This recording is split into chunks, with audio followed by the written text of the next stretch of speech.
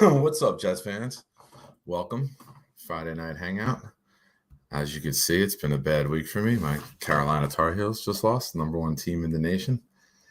Supposed to go on at 7:30, but that heartbreak of a game lasted a little bit longer than it should have. Snowball, my man, what's up, buddy? Welcome. Snowball, I got bad news for you. I'm not making Sunday's game. I'll be at the Lions and the Jaguars, but unfortunately, I cannot make this Sunday. I know we were supposed to link up. Just a unfortunate set of circumstances for me this weekend. Got to do something with the kiddo. Yeah. Solar, welcome. This is JR. Oh, JR, what's up, brother? How are you, man? Welcome to the channel. Welcome back. I like when people use multiple YouTube accounts because then you could give me multiple subs to the channel. You know how it works. My buddy Scott's here. Bring on the Zach apologists. I'm going to wait a little bit to get into that, Scott. I don't want to do it too early. Let the crowd build up a little bit. Let my guests show up. I'm sure you will, man. This defense is going to be fun to watch. Yeah, I'm a big Carolina fan, man. Big Carolina fan. Had to go for an MRI today for my knee. Came home, watched the USA soccer game, and I was like, Carolina basketball on 5:30. Let's go. And unfortunately, they didn't go. They blew a nice little lead there. Oh, I'm not scared, Scott. I'm just gonna wait till everybody gets here, and then we're gonna dive deep. Some might like what I have to say. Some might not like what I have to say. I'll just say some people might hate what I have to say. There might be some Jets fans who get caught up in their feelings tonight when I open up, because I'll be calling out Jets fans too. It's not just calling out Zach or the staff or Mike White. I'm going after everyone this week. So I've held my tongue all week. Those who follow me on social media know I stay very quiet after a loss. I'm not one to fire out hot takes or emotional reactions. The only thing in my life that I sit quietly with and wait to form my thoughts on are after a Jet loss in a big game. When we're bad, we're bad. But when we're starting to win, and then it affects my mood for the week. I'm not going to lie. So we're going to dive into that in a little bit. Let me say hello to everyone. We got Scott here. Go St. John's. Who's St. John's playing tonight, Scott? Who they got on the? Oh, what's up, buddy? Who's St. John's got? They have a game today. Are you rooting for them like in a game now, or are you just generically saying let's go St. John's as you're a fan? I had my heart set on pork roll. I wish I could be there, man. Dom C was even offering me a free ticket, and I texted him last night that I'm not going to be able to make Sunday. So if the ticket was still available, give him a little time to reach out to others. But let me bring in my guest, who looks like he took a drive down south for the weekend, if I'm not mistaken. Welcome, very good friend of mine, a good friend of the show. You all know him. I say about 84% of you love him. Adam, Mr. Y2K. What's up, buddy? Hello from Cary, North Carolina, the original home of the wicker chair. I didn't see the wicker chair, but I saw the blinds in the background. I was like, I know this room.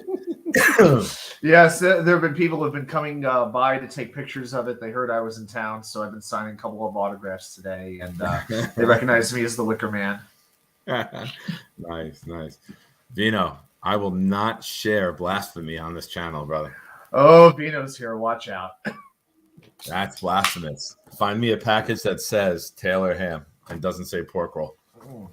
It's like the clitoris. It does not exist. Yeah, man, my Tar Heels just lost a rough game. I don't know if you follow college ball. I know you're down in the area, so I am definitely you down. hear loud screeching screams from the neighborhood. That's what it is tonight. Who are they playing? They played Iowa State, who's number 15, in a very I kind of good physical team. Gotcha. Yeah, I kind of root for. I grew up a Syracuse fan, really, in Jersey, but once they switched over to the ACC, to me that was blasphemy. For them to not be in the Big East was just completely unacceptable. And right around that time, I took a couple classes at NC State when I was living here, so I adopted NC State. I don't live and die with every game, but I follow them. I feel like as a Mets and Jets fan, it kind of makes sense. You know, like the team that's kind of under the radar doesn't get the attention of the big team in town. So I think there's plus they wear red. Can't go wrong, you know, which I don't mind. But this, I used to hate the color red, and I'm good with it. But yeah, I feel like there's that connection. Mets, Jets, NC State just kind of works. So they're off to a pretty good start. Their only losses to the number 3 team in the country in Kansas. So doing better. I don't think they'll be in last place this year. So no shame losing to Kansas, right? No. Many teams have. So Emanon. Hey, Emanon. See what you're here. Let me catch up. Scott, don't even get me started with this nonsense. It's like it's like every time we do a show, we have to. We can't do a show without Taylor Ham mentions. Emanon, what's up, buddy? There you go. All right, let's get into it. I've stayed quiet all week. You know me. After a loss, I'm very in the group chat. I'll read. I'll keep my eyes on. I'll throw something in. I'm like, I don't want to get into this. I don't want to. Like, I'll say something, like I agree or disagree with something, but then I'll bail out. I'll try not to get, because it's emotions, right? Like, it's venting. It's for the most part for most people, it's not rational, logical thinking. It's venting, right? And I get it. Some people need to do that.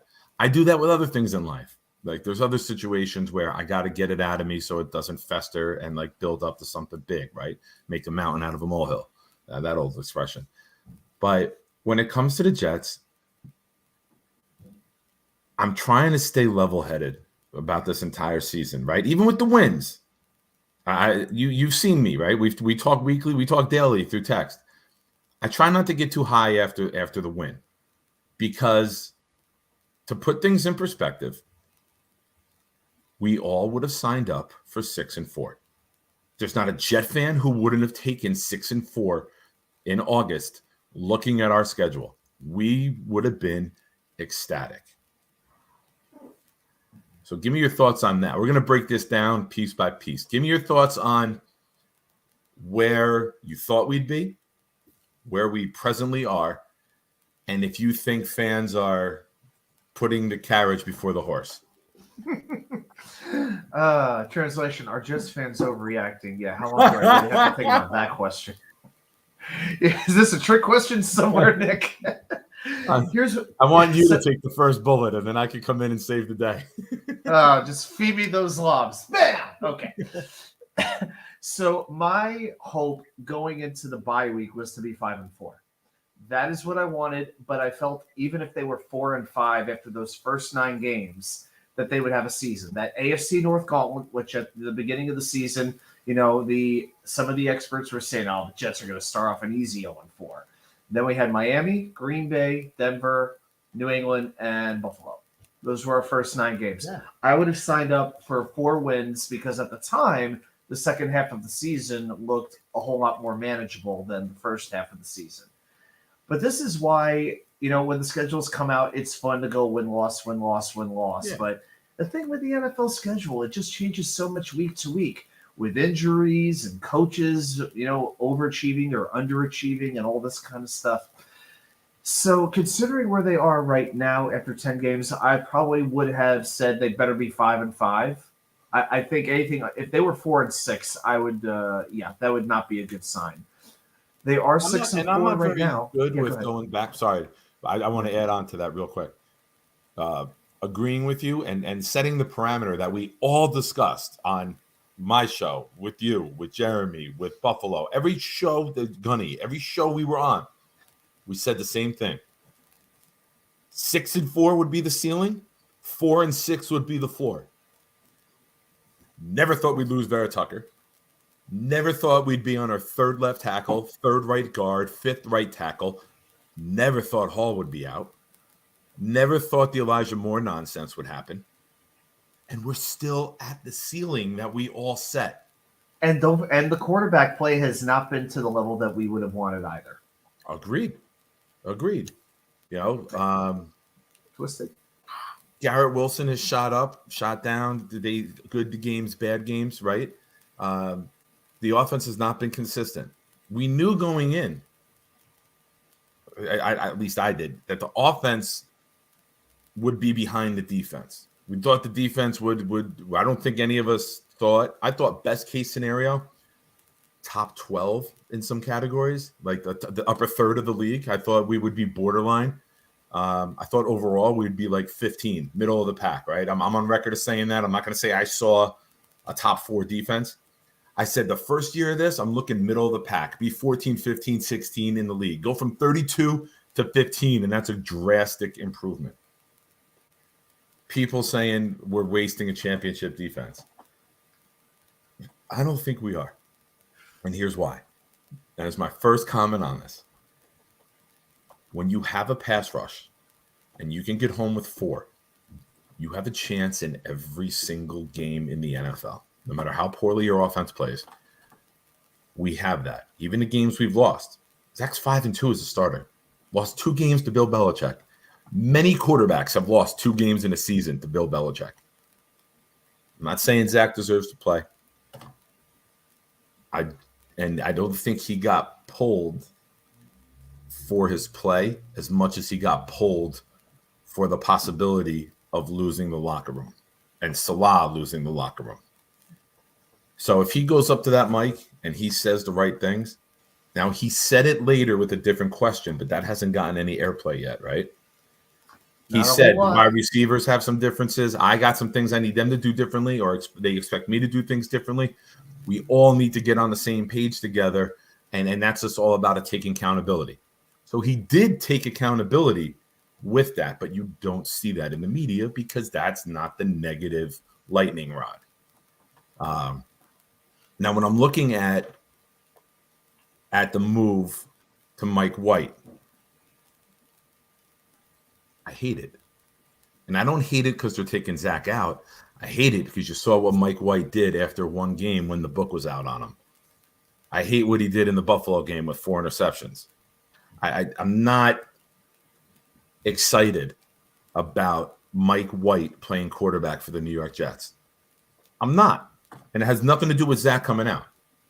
Mike White's got more mobility than Flacco. We know what Flacco is at his age, and I don't think anyone thinks Flacco moves the win needle more if he comes in over Mike White. I think they both do some things well. I think they both do some things bad. And I hate that Mike White is getting the chance against an awful defensive team.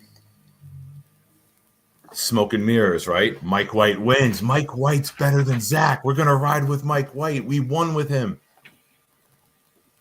I think Zach beats the Bears if Zach plays. Even with his throwing issues, I think he beats the Bears. Nick, with your arm, I would feel comfortable with you at quarterback against the Bears defense this week. I got a great arm. This defense, exactly. That's why I said that. This defense is horrific.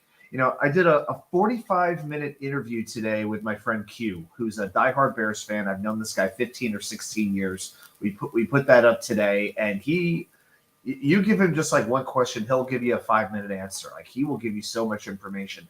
And the main thing that I kept coming back to, this team can't do anything without blitzing. They have to blitz to do everything.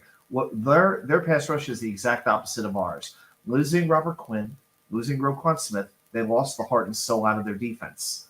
Looking ahead to this week, you're not going to see Jaquan Brisker. You're not going to see Kyler Gordon. The coin flip is real. Trent, what's up, buddy? I know, but I'm telling you, if they lose this game to the Bears, there's no going back. You bench every starter this week for the power of the coin. You want everyone healthy going into Minnesota, right? Exactly. It's crazy. I feel like we've been like the biggest non-Vikings fans lately, over the last couple of weeks, and to think they're coming up on our schedule. But yeah, the Bears blitz literally half the time on defense. They did 45% of the time against Atlanta, 50% of the time against Detroit. They don't stop third downs. They're allowing 48% of third downs to be converted. That's the second worst in the league. I could give you numbers all day long, but the bottom line is this. Any of these 4 quarterbacks that the Jets have should be able to move the ball at home against this defense. I don't care what the weather is. They're calling for rain. Doesn't matter to me. Run the ball all damn day. Yeah. The Jets can do this. Can I ask you a question about the blitz? Do you have the blitz breakdown? How many they send a fifth rusher or a sixth rusher? Do you have like the Not the specifics, just the percentage of hang the on. time that they did it. Yeah, that's the main info that I have. You're gonna bring in somebody who just got shoveled out minutes ago, and I know who that is. from the Michael Jordan amount of snow that they got up there, the 6.5 feet that some areas got. Welcome, good friend of the show, good friend of ours, and somebody you guys all love, Mr. the Buffalo Jet fan. What's up, pal? What's going on, guys? How you doing? Hey, BJF, how you doing tonight? Good. All dug out. It was like 4.5 feet in my backyard, but and then then it was like 56 degrees. Then it just flooded. So that's what we're dealing with up here. Basements just flooding, houses taking water left and right. Oh no! Yeah. You gotta. And I know you did well with the snowblower. Now you got to get the sump pump. You gotta get a sump pump. Go around, hit them up twice. Hope you got a good wet shop vac or something. I don't know. Good wet vacuum. So is it all gone? Yeah. It's like it literally like it never happened. It's crazy. That's wild, man. That is absolutely wild. People would talk here in Virginia about it's snowing. I said, listen, all right. As somebody who's lived in the north his whole life, if the snow comes down from the ground and it melts as soon as it hits the concrete, it is not snowing outside. That's like a freaking snow. That's like a snow precipitation. There's some precipitation outside. When it's snowing and it looks like ash from a fire pit coming down, no, that's not snowing. Yeah. When you get more than there's so many places I could go with this. So if you get more than an inch, believe me, milk, bread, water, you can't find them in the grocery store. In this part of the country, it's insane. I'm sure. The bus shuts down after about 4 inches. That's what she said. Is that what they're calling her, the bus? You could fit about 20 on it. Everybody in town gets a ride. Both ways. That's Beatrice the bus. Everyone's had a ride. Oh man, good stuff. What are we talking about here? Buff, we were talking about where we were at the start of the season, what we expected, how we all said 6-4 would be great. I think a lot of us agreed 6-4 would be the ceiling, 4-6 would be the floor. We'd be somewhere in there. Give me your thoughts. Give everyone your thoughts who are watching. Let them know what you think about. Are you excited about Mike White playing, or you just? Well, I mean, I guess as any fan could be about like their backup playing. I'm going to root like hell for him, just like the Broncos are rooting for Brett Rippon and the Dolphins are rooting for Skylar Thompson. And if it's Trevor Siemian, the Bears fans are going to be rooting for him, right? It's kind of where I'm at. 6-4. I had us at 9-8, but I actually had us starting probably like 4-5 and then finishing strong. So I think we're still ahead of where my prediction was. Because I had us at 9-8, probably just missing the playoffs. And I think now, if we just beat the teams we're supposed to beat, I see a path to 10 wins. And it like honestly, if we make it to the first round of the playoffs and we get blown out in round 1, it's a successful season. It really is, in my opinion. Just break that streak, whatever you need to do. The defense going from like 30th to 3rd, I never imagined that. I think if you would have told me our defense went from 30th to like 17th or 18th, I would have said fine. Never imagined it. Sauce Gardner, I thought we'd get this Sauce Gardner in year 3. Quinton Williams, I knew he'd take a leap. Did I think he'd be a defensive player of the year candidate? No. So most of the surprises have been positive surprises, I would say for sure. Now with Zach, it's a bummer. Like I'm not pumped to see Mike White. I want to see the number 2 overall pick out there. I think it really sucks the timing of it because I think this had all the makings of a bounce back game because it's okay. Now he's getting his favorite wide receiver back, Corey Davis. And now Nate Herbig is going to be back. And Max Mitchell or George Fant are going to be back any day now. And now you're playing like I will say, like a lot of people make excuses for Zach Wilson. I don't think they all add up to how bad his play has been, but some of it is real. Like the Jets have played with some of the best pass defenses in the NFL over the past few weeks. They played the Patriots twice to have a great pass defense. Denver's pass defense is as good as anybody's in the league. Buffalo has a great pass defense. Green Bay has a great pass defense. And now the schedule is loosening up. Guys are getting back healthy. And it's like, now he has to miss these freaking games. Like, come on, that kind of sucks. So the only reason I agree with the benching I think the play was pretty bad. The post-game comments are probably being overblown. It's just the nature of playing in New York. Although I didn't like what he said, but I think like people are acting like Zach Wilson died and he's never coming back and he can never play a football game again because of how he answered it. It's kind of crazy. I'm completely convinced he'll be back for Minnesota. Like, I think Mike White shits the bed worse than Zach on Sunday. I think that'll be in Minnesota. I think Zach comes back for the Bills game. They're not going to put Mike White against Buffalo again. Oh, and Trim, we have a chance. I got something to say in response to your comment. And I want to hit this comment real quick before it gets buried. Oh. If Mike White completes 9 passes on Sunday, I want the same outrage and anger and people screaming, he completed only 9 passes in an NFL game. So, Trent, I get what you're saying. We're going to run the ball a lot. But if he only completes 9 passes, I want those receipts kept. I want those same fans going as ballistic on White as they did on Wilson. Well, one's the second overall pick, and one is like a third stringer, 5th round pick who couldn't even beat Joe Flacco out for the number 2 quarterback job, who's making his 4th career start. The bar should be like, ideally at this point in his career, Zach Wilson and Mike White should not even be in the same stratosphere, to be fair. It shouldn't even look close. Agreed. And we talk about his favorite receiver. Well, I'm just going to give you a number from the Cincy game. So in that game last year, Mike White attempted 49 passes. 14 of them were to Michael Carter. Okay. A lot of dump offs. And 9 of them were to Jamison Crowder, who's not here anymore. 6 were to Ty Johnson. Okay. So bottom line, behind the line of scrimmage. Corey Davis might be back in this game. He will be back in this game. His best role in this game might be as a run blocker. Because I don't know if Mike White can get him the ball. Yeah. Are you guys surprised? Would you guys have gone if you would have? Have you, Nick? Did you agree with the benching? And if you didn't or did, would you have gone with Flacco over White? Honest to God, I would have gave Streveler a shot because we saw what Mike White did. We know what Mike White is. When the book after the Bengals game and the book was out on Mike White, it was very unimpressive. You cover the checkdowns. He doesn't have the arm strength to get the ball downfield or to the sidelines against the zone.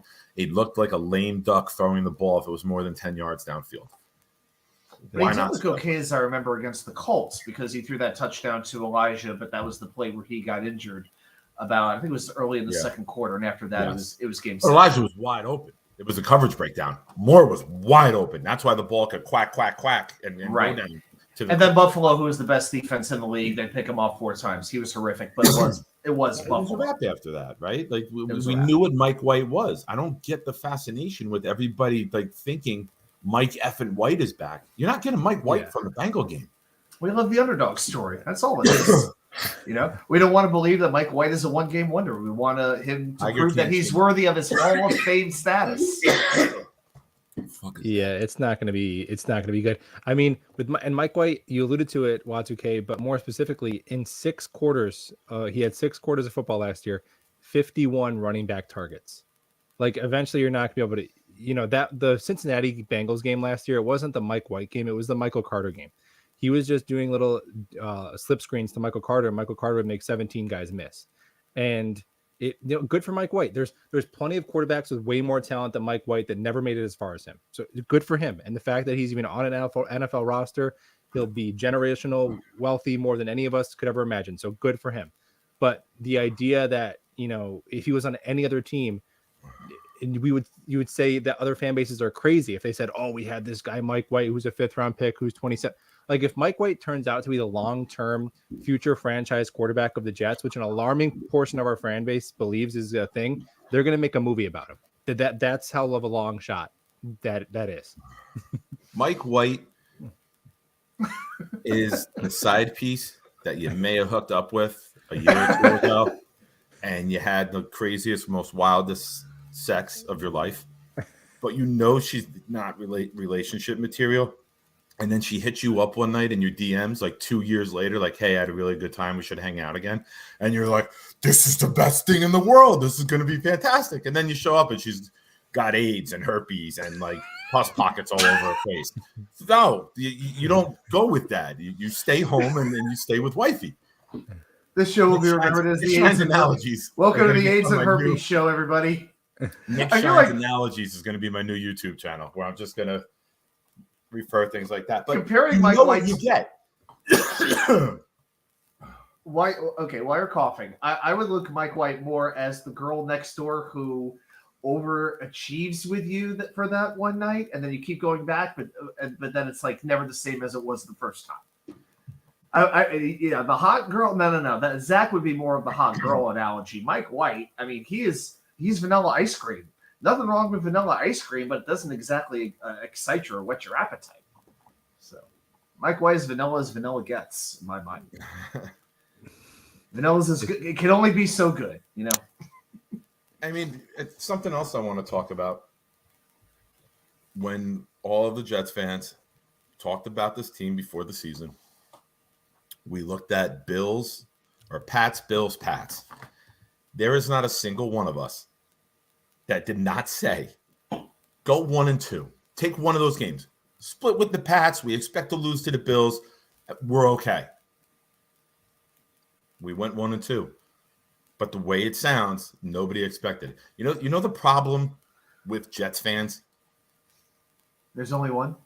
It's Jets fans. Because you give this fan base an inch, and they're talking Super Bowl. Tell me I'm wrong. Nope, you're not wrong at all. You give them one win, and it's top of the league. Chill the fuck out. We won 4 games last year. Not everybody does what the Bengals did. Get that shit out. Those analogies I saw for 2 weeks. This is where the Bengals were last year. This is where we are now. We're going to do the same thing the Bengals. Stop. Enjoy watching your team grow. We've said every week, what did I want every week? I wanted competitive football. Be in the game with 5 minutes left, right? I said it all offseason. Be in every game. Be a one-possession game with 5 minutes left in the game where you have a chance. I think Cleveland is the only game that we weren't within 2, or we were because they went up 2 scores with 1:55 left, right? So at 5-minute mark, we've been in every game. We've won some games we had no business winning. This past Sunday, we had no business losing that game. You get average offensive play. And as much as everyone's talking about the defense, I'm going to be a little real here. And this is going to be a part where people might get mad at me. We let Mac Jones go fucking 23 for 27. Thank you. Can we calm the fuck down about how elite this defense is? And I'm going to say why. Go look at all the backup quarterbacks we've played. Go look at we didn't play Tua. We didn't play Deshaun Watson. We played Lamar Jackson in a rainstorm. Like, go look at the list of quarterbacks that we've played. Jacoby Brissett went 22 of 25. I forget the numbers because it was 2 months ago. Jacoby Brissett dinked and dunked. The first 3 weeks, the defense was bad. It absolutely was. Brissett went 22 of 27, eerily similar to Mac Jones. Yeah, until we started playing Bryce Huff and stopped the defensive line rotation and played more cover one and less all the things that us crazy fans were yelling at Jeff Olbrich to do, and we're idiots and we don't know what we're talking about. And then as soon as he did those things, the defense took next level. I think the defensive line, specifically the pass rush, is elite. I think that, and the corners 100%. are. I think our safeties and our linebackers are a liability more so than people want to talk about. I think that Jordan Whitehead is the most overrated football player on the team. I mean, he's a tackling safety who misses tackles more than anybody I've ever seen. Shoulder shots. I teach youth football how to tackle the right way. And I've never said lunger or forearm and shoulder into somebody and hope that it's enough to knock them down. Because grown-ass players in the NFL, 90% of the time can bounce off of that shit. Because those are the drills that they do, right? Yeah. And his are killers too, because it's like usually him and one guy in the hole. Like there's been, I mean, he's responsible for chunks of yards. And Quan Alexander, was he a steal at 1 point whatever million? Absolutely. But he's not, 2017 Quan Alexander. CJ Mosley's not. So I think that, I mean, I do think that the defense, I don't know, I would say they're still definitely top 10, borderline. You could probably name 4 or 5 defenses that are better, but the defense is what people say Super Bowl caliber defense. I don't know how much of an exaggeration that really is, but the problem is you can't miss tackles. That's the one thing. You can't. Absolutely. You got to get off the field off third down. And when you're the only guy, when you're the safety, you're usually the last line of defense, or you came flying up to make the play, which now leaves you vulnerable if you miss that tackle because there's not that extra player back there to help get the guy down. So, yeah, way too many times we in this need last things game. to It be was fixed. think and dunk. Yeah, it was think and dunk. Little throw to Jonnu Smith, little throw to Ramondre Stevenson, little throw to Damian Harris, toss him out wide, and he go 15, 20 yards. I still They remember stepped up every one time they missed needed tackle to, though. Quan had. Yeah, one missed tackle Quan had that cost the Jets 17 yards. Oh my god. Well, did you remember there was like a 3rd and 17 or something, and they dumped it off, and like we're wrapping them up like 10 yards short, and I literally go to like I'm looking at my phone, and I look back up, and they're moving the chains, and I'm like, wait, what? And they show the replay, and Ramondre Stevenson literally ran through like 5 of our. That's 2 games in a row. Now again, the Zach crapped the bed both Patriot games.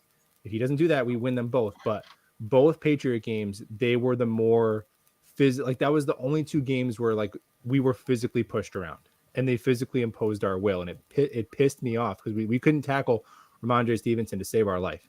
And DJ Reed is playing like 17 yards off a limping Devontae Parker against a noodle arm QB in 18-mile-an-hour wind, giving up the same slant route like 4 times. It was, I don't know. It was rough. It was the defense. It was as ugly as a performance defensively as you could possibly have, and only give up 3 points because they did it every time they needed to. Well, let's be real. They missed got several freaking field sack. goals too, right? They should have won the game. It's flat out. Would they miss 2 or 3 field goals? Yeah, they missed 2. Nick Folk missed 2, both under 45, I think.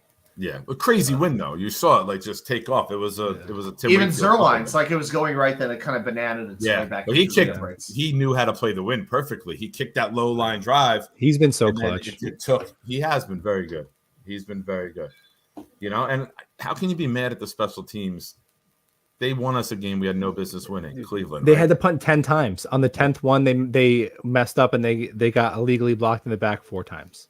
Yeah. The only really bad special teams games that we've had were against New England, in all fairness, and Baltimore also. I'll give you that one too.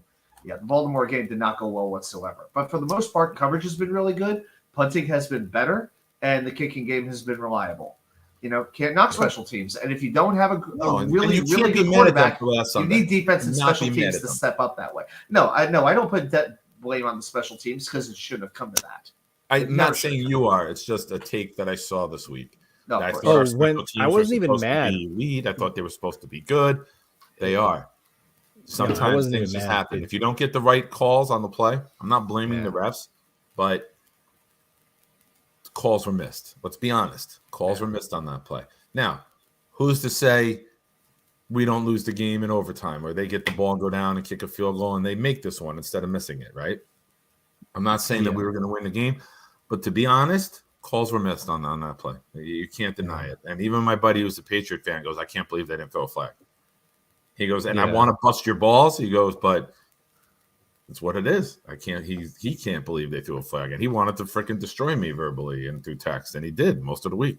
Until last night when I was like, oh, you're back in last place, bitch, right where you belong. Shut up. I might have seen that post. And then, oh, it's a text. I'll screenshot it, sent you. And I was like, oh, and then I did the Shawn Michaels DX gif. And then I sent them, oh, yeah. And by the way, happy Thanksgiving to you and the family, too, I guess. I guess. But that's the fun of having friends who are fans of the other team, right? They're keeping you around just so they can give you crap later on, right? That's why they keep you around as a Jets fan. And if we lose some games, man, and if we end up 9-8, 8-9, again, we all signed up for it in the beginning of the season. I thought 8 would be the floor, 10 would be the ceiling for this team, right? There'll be some games we might lose, might be some games we're not supposed to win, and that's what our season's been. We shouldn't have won the Cleveland game. We won it. We shouldn't have lost the Patriot game. We lost it. This is what you get when your roster is this young. Some weeks you're going to shock the world. Other weeks you're going to shock yourself into a coma. You're not going to be the Chiefs and going 8-2 to start. You're not going to be what the Eagles are this year. We're not there yet. We've had too many injuries. Now, if we got AVT, we got Hall, we got Becton. Well, I'm just saying, if we were healthy and we had the guys that we all thought would be starting, Corey Davis didn't miss 4 games. or 3.5, whatever he missed. If we didn't have that situation, maybe best case scenario, but not any team in the NFL goes through the best case scenario. And this is where you're getting, I don't want to say exposed, but this is where, I guess that's the right word, right? This is where you're getting exposed for being a young team and not having depth with experience yet. A lot of young guys getting thrown out there, a lot of first, second year guys who are playing very big minutes with this team on both sides of the ball. You do see some young depth, though, between like the Javian Sherwoods, the Brandon Eccles. Possibilities, these types of right? guys. There's possibilities, but these guys aren't, are at least capable of filling in for a correct. And they're learning how to win in the NFL. And we have to remember that. We're not a Kansas City Chiefs team or a Titans team that makes the playoffs and wins the division year after year after year, or even Buffalo yet. We're the startup New York Jets. It's just the beginning. The defense, I got a news flash for you. We're going to be elite on defense, just like the 49ers are, because we're going to keep investing into the pass rush. We're going to get a linebacker who can play sideline to sideline, maybe two, like the 49ers have. And then once we lock that middle of the field up, the pass rush is going to even be better because you can't do those checkdowns anymore. Once we get a 2017 Quan Alexander on this roster, who's going to be here for 8 years, that's when you're going to see us go to another level. Right? We're patching the linebacking crew together. Quincy Williams would be a great middle linebacker to put next to Jonathan Vilma in a 3-4 defense. Unfortunately, we don't play a 3-4 defense, right? Quincy would be your massive thumper. Vilma would be your sideline to sideline guy. That would be the perfect pair in a 3-4 defense. We don't play that. We need Quincy to play a third of the field and play in space. Not his strength, unless it's a play he seeks out, knows what's happening, can shoot it like a missile, and get there and hit you blindsided and make a big pop. But if he's got to react, you catch the ball in space, I have very little confidence in him making a play short of the first down marker. So we do have holes we need to fix, right? I think we all agree, as good as the D-line has been, we need a serious run stuffer. You saw the Eagles get exposed in the run game when Jordan Davis went out. They went out and got Joseph, who we wanted, and they got a Dominic Sue the next day. So we're not there yet. Everyone should be happy we're 6-4. Forget losing to the Patriots. Look at big picture, young team, quarterback issues, passing game issues. Defense was bad the first couple games. 6-4 still. We've overcome a lot for a young team. Adam, give me your thoughts on all that, and then we'll throw it to Buff. Oh, yeah. Where do we even begin to unpack that one? That was quite a bit. As far as being happy, I am more confident than ever in the future direction of this franchise. The most confident that I've been maybe in all my decades of being a Jets fan, because the team is currently on the ascent, but it's a young team. You know, even with Rex, as much as I love Rex, it was a lot of veterans on that team. It wasn't a team that was built through the draft. So it only felt so sustainable. And then Mike Tannenbaum would trade a lot of picks because he believed in quality over quantity, as he has admitted. So as far as the future direction goes, I feel very good. Yes, quarterback needs to be worked out. But you know what? If the biggest things that we're worried about are replacing a linebacker or replacing a safety, what a fantastic position for us to be in. We're usually talking about replacing the quarterback, the left tackle, getting a quarterback. We have no playmakers. That's what we've been hearing for years and years and years and years. And yes, there's always going to be questions. Guys, there's no such thing as a completely perfect team. You'd like to have a Pro Bowler at every position with a starting caliber player backing him up at every spot. The league is never going to work that way. Yeah. So, but we're building our depth in a little bit at a time to where if we lose most starters, you know, we can fill in for a period of time. And that's so important. You don't see a huge dip in production. The big thing to me that is going to make this season or break the season going forward is how well do they run the football. Because I trust this defense at this point. Not to be the 2000 Ravens or the 85 Bears, but I believe they can get to the quarterback when they need to. 6 sacks against Mac Jones again last week. They are going to annihilate the Bears this Sunday, in my opinion, with their pass rushing. We'll break that game down a little bit later. Yeah. But the run game is so pivotal. We held Lamar to like 17 yards rushing. And that's Lamar when we has didn't had know what like we his were lowest doing. rush game against the Jets. Yeah, So when we we have the didn't know what we were capability to doing. contain a running quarterback. We've done it already. Yeah, I put this video up, and I'm going to say it again, just for those who haven't heard. When we win games, we are running for 139 yards per game. When we lose, we're running for 67. I was going to It get is so stark, the difference. And getting Herbig back in the lineup will be enormous. Fant and Mitchell, they can definitely help as well. But I think at this point, Tomlinson needs to be a consistently he's I think the second or third highest paid player on the team. If I had to give him, I understand what Buffalo meant with Whitehead being overrated. Right now, I think it's Tomlinson, because if you factor in money, yeah. Yeah, because with some of the games that he's had have just been very disappointing, but you've seen glimpses of how good he can be. Yeah. That is one player who really needs to take a step up, because we have to have a consistent running attack, so we're not having to rely on a quarterback that we don't trust right now. Let me address this real quick, Kev, before I throw it to you. Scott says you can't say that, Nick. Expectations change when you start to win sooner than what people thought. Agreed. But you got to factor in this. We've had bad quarterback play. We've been inconsistent. We lost Hall. Those things should, and AVT, those things should help put expectations a little more into a reality check, right? Because we're not at full strength. We're not winning every game 40-17 like we did against Miami. You're winning games 40-17 every week. You're putting up 35-20 the next week.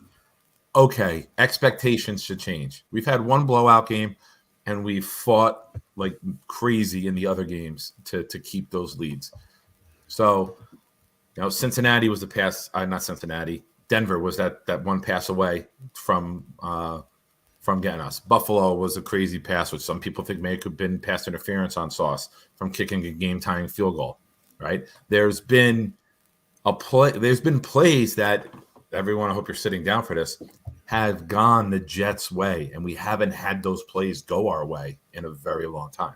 So I'm not saying that we're winning by luck. I'm just saying we're not dominant. We're not the Chiefs. We're not the Eagles. We haven't even been favored. Vegas doesn't even believe in us, and Vegas is the most realistic sports analysis place on earth, right? Like, it's not smoke and mirrors. It's not blowing smoke up someone's ass.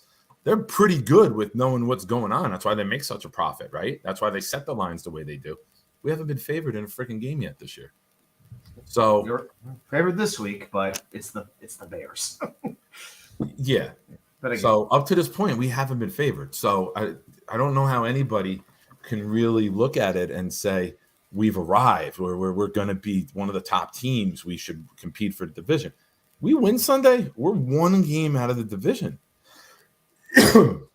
Excuse me. We'd be one game out of the division, which is wild when you think about all of the shit that we've gone through. But, Buffalo, go ahead. I'm sorry. I wanted to just address Scott's comment before moving on. Well, I definitely agree with what both of you. Adam said that I'm on record, I'd give Joe Douglas a lifetime contract as GM. He could be my Jets GM until he's old and gray, as far as I'm concerned. And I'm not going to, for me, it's not going through all of his signings and all of his picks, like just the principles of how he operates. If you're not down with Joe Douglas being a great GM, then it's hard for us to find anything else to talk about. Like, that's just, to me, that's like off the table. Robert Saleh has changed our culture, and he's brought his defense with him. Does that mean he's Vince Lombardi? No, but he means he's better than Adam Gase and Todd Bowles. Not even a question.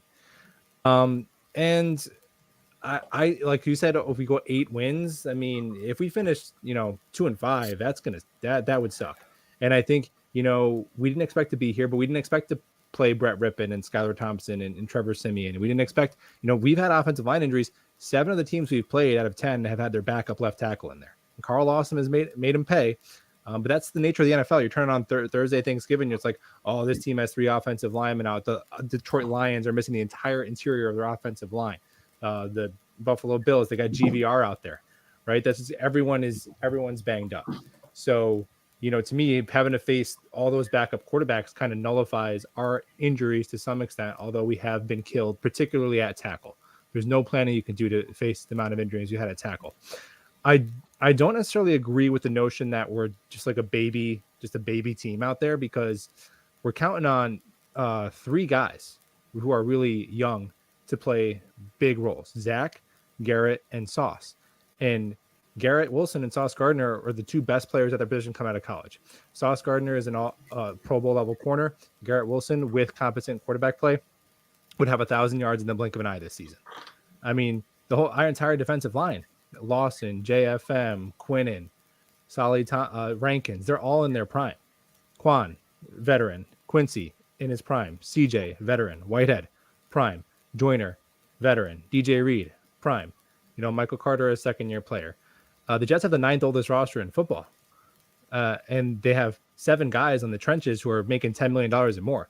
And some sacrifices are going to have to be made to pay Quinnen Williams the $25 million he's worth. So I don't think you can always count on like it's a linear progression where a young team, like you can't always know that. And you can't always know that the things that have gone our way that Nick has said are going to go our way next year. And if you have a chance to break the longest playoff streak in the sport, that's why we don't got to be the Chiefs. Just there's 7 teams that get almost half the conference. Yeah. Be slightly above average, get in, play with some house money. Maybe you lose in the first round, and that's maybe fine. you get a matchup with the Titans where you can beat them in a slugfest, right? I would pick us against, No doubt. Tennessee, and we would sack Ryan Tannehill 7 times. There's no doubt I about would it. take us against the Ravens again too. Yeah, there's no team there's no offense that I fear. The only quarterback I'm afraid of in the NFL is our own. Like, you know what I mean? Like, there's Great line. Wow. That's it. That's the only quarterback that's keeping Robert Saleh up at night. That scares me is the Jets quarterback. That's fair. Let's put that on a T-shirt. I was just gonna say that.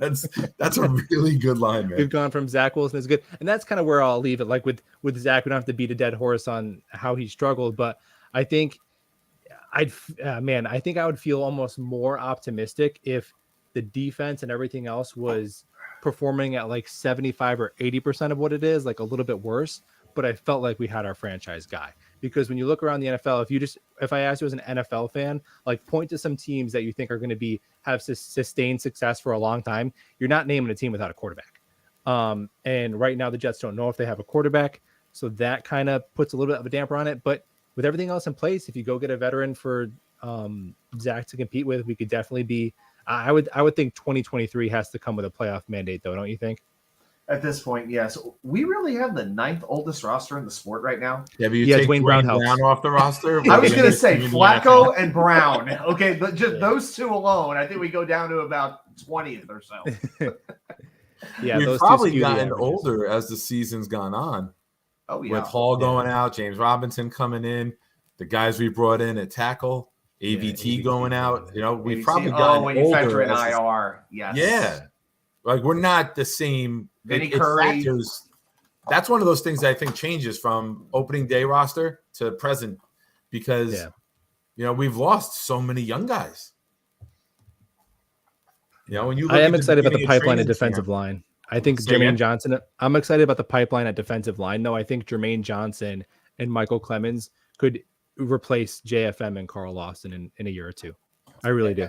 And I like what I see from Chancellor Smart. I think Carl Lawson might be gone after this year. Him or JFM, you're gonna have to pick one, I think. Or you extend him to a deal, but I don't think you can go into next year with him with a $15 million cap hit. I think especially if you want to sign a veteran quarterback. Yeah, if you're going to extend him, you lower the cap hit. You get Fant's gone, that's the $10 million. McGovern's gone, that's $9 million. You rework Lawson, you take $10 million off of that cap hit, put some of it into a signing bonus. I mean, you got to open up $30 million right there. Yeah, we're gonna need it if we want to bring in a Jimmy G and Quinnen Williams. That's close to $50 million right there in 2 players. And I think Bryce Huff. I believe Bryce Huff might need to be renewed too. And what are you? He is a restricted free agent. I would give him a good 5-6. I would give him $6-7 million for what I would he give is. I would give him 3 for 24 right now. I would go up to 3 for 27. I would go up to $9 million a year for him. Yeah, but you might give get him a big signing bonus. He'll make him more rich than he's ever been in his life to take some off the top. You put the first or second round tender on him, and if somebody goes to give him 4 years, $50 million, you take that first second round pick, right? So, all right, so I'm actually looking up Lawson and JFM their contracts. See, I got the big computer tonight, so that makes this a whole lot easier. I don't have to use my cell phone. What I So remember on to- Lawson, if we cut Lawson, it's a $330,000 dead money hit, and it's Right, basically. 15 million. That opens up if we cut him. Right. Yep. Yeah. 333 after that year. And then with JFM, so the potential out in 2023, it's a $1.2 million dead cap hit. That's really not a whole heck of a lot. And how much free money? That's not bad at all. I mean, we have a little dead money with Jacob Martin. You don't want too much of it, but you can let one of them go if it I comes to think that. So, it's like 1.8 or 2.2. I forget. And then it's like 300,000, 275. Like it's very, very little. are you talking about JFM? That's Martin, I believe. Oh, Martin. Yeah. Oh, okay, you're talking about Martin. Okay. Yeah. Because the JFM outs are 1.2 million, then 800, then 400, and then Okay. he's a UFA after 2025. So yeah, basically it's a not a lot of money, and the fact that it's only 333K to get out of the Lawson contract. I know it's only 1 year, but as opposed to saving 15, but you could save $15 million if you do that. That's pretty crazy. And Man. why not sign Huff? If you're going to let Lawson go and you're going to let Huff be the edge rusher, I'm cool with giving him 3 years, 30 million. If you're letting And I love go, Lawson, but you keep he's not Huff. a great run player. Yeah, he has not played the run very well this year. But you can move JJ over to that side. Then you got on pass rush downs, the future would be Huff, Clemens, Quinnen, and JJ. And then you were still going to draft another edge rusher because that's what the 49ers did year after year after year. They didn't stop. You're going to get the next JJ, the next Huff to come in after these guys. I wonder if going to be a Tanzel factor. Smart or Jonathan Marshall would have a chance at a full-time roster spot for next year's spot. I mean, Smart's already, I think, 28, 29 years old, and I'm glad that he got called up. And I expect the same thing with Rankins out again. But I got a hunch he might have a big play in this game. I think he could do it against this the Bears' interior offensive line. I think. Hey, while we're talking D-line Smart too, while we're talking D-line, take this question, and then we'll go around with this. Talking defense, what's your thoughts on Nathan Shepard lately? I'm glad that he has not had to have been a starter this year. He's one of those guys. We always need a punching bag, and he is about the easiest punching bag that we have. The fact that he has lasted this long and done as little as he has. But you know what? I think this has been as good of a season as he has had. But when you start to have to ramp up his production, his playing time, which has been the case when Rankins got hurt, I feel like I barely saw him on the field on Sunday. I feel like I barely noticed him doing anything really that productive. So to me, Shepard, it's just not something worth stressing over. He's fine as a depth piece, but every team has a Nathan Shepard. That's the easiest way I can say it. Buffalo? I do think this is his best season. Like last year, the problem was his penalties. He had 8 penalties and no sacks last year. And I think he's the closest thing we have to a run stuffer. He's a bigger body. It's just the thing in this defense, they're never going to give a significant role to a defensive lineman who can't rush the passer at all. There's no Snacks Harrison role in this defense. And I think you did miss Rankins. Like, even though we got 6 sacks, the pressure through up the middle of that defensive front, I think Sheldon Rankins has been an unsung hero on this team. He's been really, really good. Most surprising, him and Helbig have to be 1 and 2 in that category. Yeah, I would definitely agree. But Shepard, he's got he's fine. If you want to play him 20% of the snaps on some 3rd and shorts, he can do that. I do got to run, guys. I just wanted to pop in, chat. It's been a minute, so I really appreciate you having me on, Nick. And I'll talk to you guys always, soon. brother. Always, man. All right. Take care, everybody. I love the wifey as always, brother. Have a good night, Bob. I will do. Have a good. All right, take care. He knows how to make an exit, doesn't he? Yeah. It's to add with Shepard. I don't know if any of you guys saw this week. I don't have the video available for me, but Salah talked about Nathan Shepard and said he is the most selfless guy on this team. He's gotten his penalties cleaned up.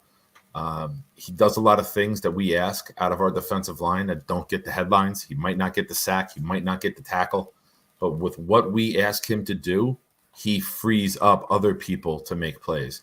And we need that selfless type of player. And he's willing to do that. And that's why we wanted him back. That was just this week he actually spoke about him. So I know in the past, Shepard has been a little bit of a head case, right? He's made some crazy plays that we don't necessarily agree with. Last year, I was very big on telling the kids, watch him. After when he makes a play, like he'll pull the running back's like foot up or like push off his like knee to get up. Like he did a lot of cheap little things that like aggravated me. But I gotta say, he's been quite. When you know you have a player like that, it's good when you don't hear his name, right? Like you don't want to hear an offensive lineman's name because it's usually a penalty or a missed block, right? Like they'll talk in generics about, oh, the line has done a good job today of opening up holes for the run game and giving the quarterback time. But you don't want to hear a lineman's name, especially an interior lineman, getting mentioned very often, right? So I think Shepard's bought in nicely. I think he's becoming a scheme fit and somebody who might be on the team for a while, because it's tough to get young guys to draft and be selfless. You got to get a guy who knows his role in the league, knows he's never going to get that $10 million a year payday, and he's fine with it. And he'll give himself up for the benefit and the betterment of the team. And I think that's what we're starting to see with Nathan Shepard. Yeah, I don't think he's going to be. You need guys like that. Go ahead. No, I was going to say, I don't think he's going to be too long for this world, but it's good that he's been able to be much more serviceable this year. But no, to me, he's just a replaceable piece for next season. You could get that type of a player as an undrafted free agent, in my opinion. So okay. Do you think Elijah is in Garrett's ear? I don't think Elijah is so much in Garrett's ear, Snowball, more than I think it's just domino effect of frustration. And where there's smoke, there's fire, right? And I think you're looking at when you saw the film breakdown and you saw guys open, they know they're open. And I just think that it came to a head. And when you're winning those games, Elijah Moore bitched, but for the most part, you shouldn't bitch when you're winning.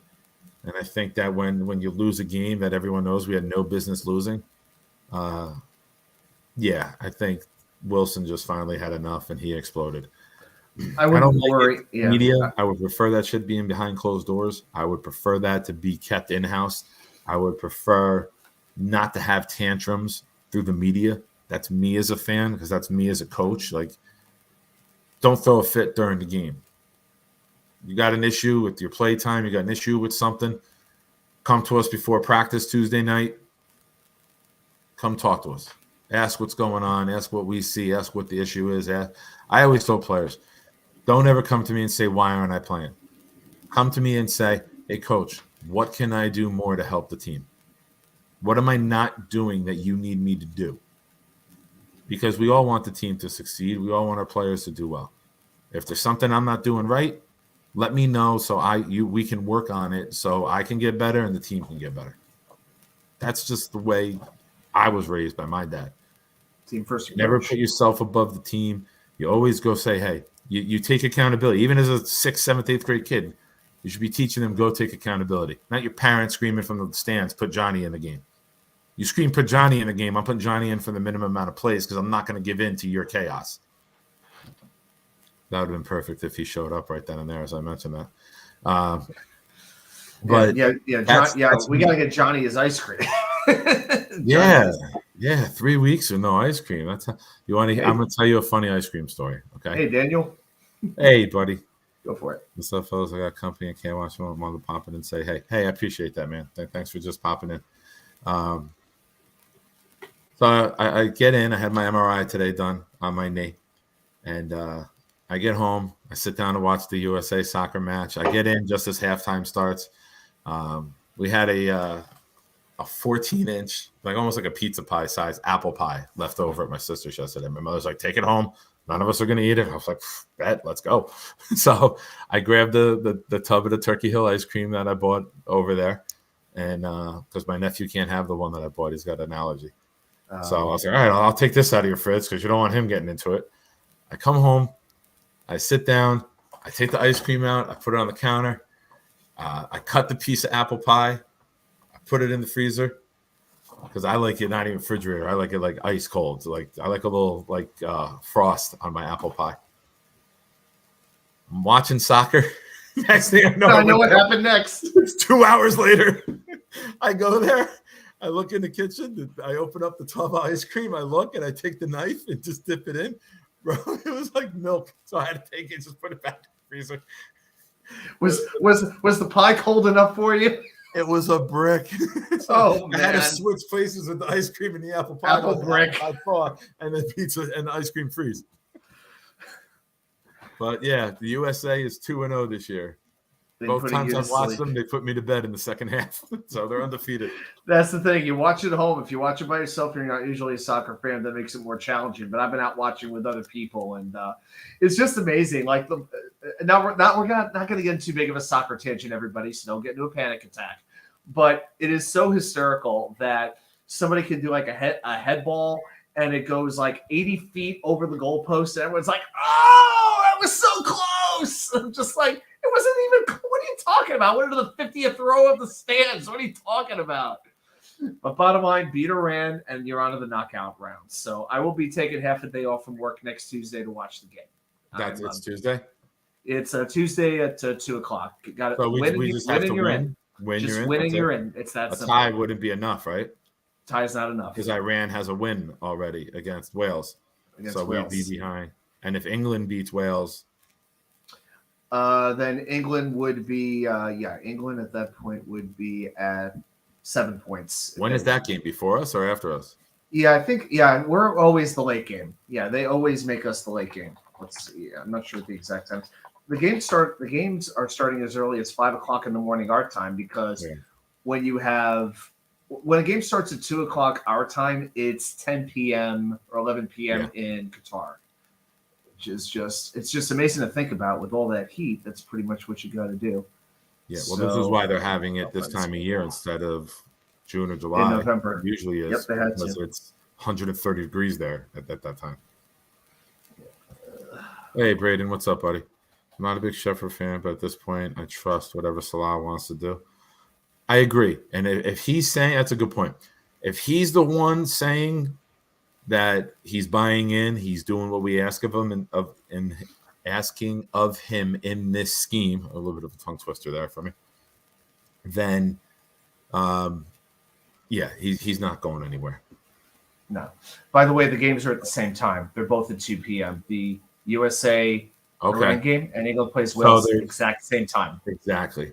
Hey, Anthony. What's up, man? Hey, Anthony. You magnificent bastards. Yeah, I hope everyone had a great holiday yesterday. Thank you, Anthony. Sure. Appreciate that. And it's Black Friday, so Christmas music, in my humble opinion, is now fair game. And I've always said Christmas lights cannot go on until after Thanksgiving dinner. I would hang them the morning of Thanksgiving or the night before, but they do not go on until after Thanksgiving dinner. The day after Halloween, Christmas is starting now. I love Christmas. Stay in your damn lane. Like, stop branching out and spreading like bacteria. Stay where you are. Yeah, I understand you got to sell the Christmas stuff in October, but that doesn't mean I need to hear the music already. So you got a full month of Christmas music, decorations. That's all good.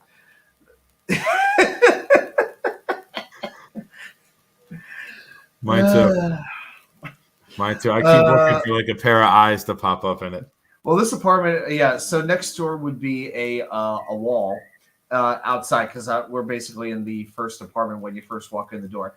I know across the neighbor there's a pretty cute girl, but she might have a guy there. I don't know. If not, she will in a little bit, right, pal? That's what I said. Yeah, that's what I hope.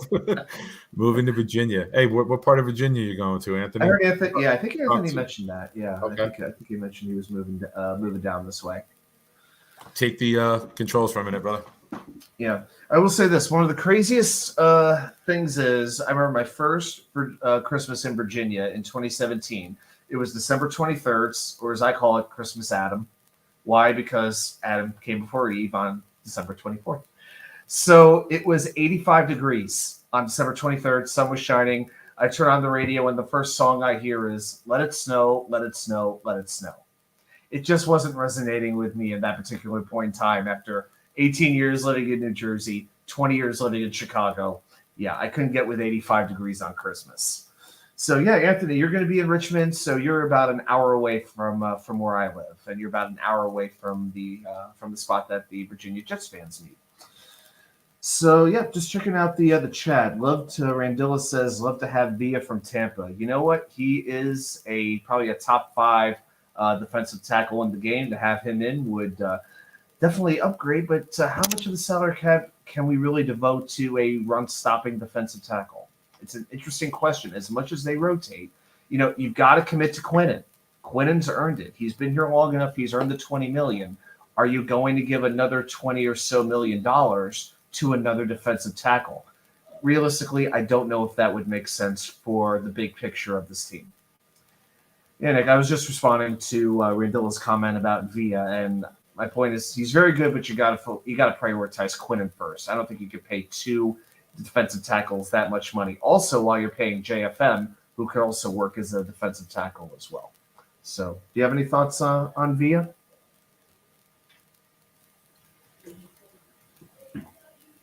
Can't hear you. Nick, try that again. Sorry. Good. I don't see them spending money on a big name for the interior either. I agree with you. I see them trying to clear some money from the D-line and get some other draft picks to fill in because Clemens, JJ, Huff, all young guys, Quinnen, Shepard, all still fairly young. I see that being like the core going forward. Solomon Thomas, I don't expect back next season. Rankins is playing well enough where – what do you have the cap thing up still? Does Rankins have another year, or is he? I thought it was a 3-year deal. I think it may have been an easy out. I'll pull it up. I got Spot Track here. Sheldon Rankins. Okay, let's take a look at that contract. No, he's a free agent. He's a free agent after the season. Okay. Unrestricted. And he's going to get a nice contract from somebody. I'd be surprised if we match it.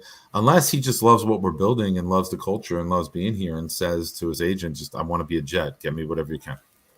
Yeah, I mean, he made his base salary was $1 million in 2021 and $4.5 million in 2022.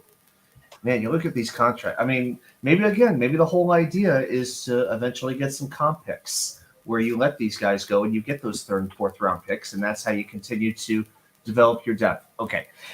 Trent, I got to respond to you. Let me add one thing real quick. Sure. He's very big on the coin. I saw a tweet this week. If you bet every game so far in a parlay for the Jets and you bet $100, you would have $19 million right now.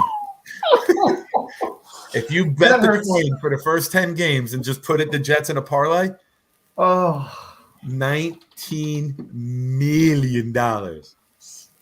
Man, if I could do that, we could fill in these other 2 blinds back here. You know what I'm saying?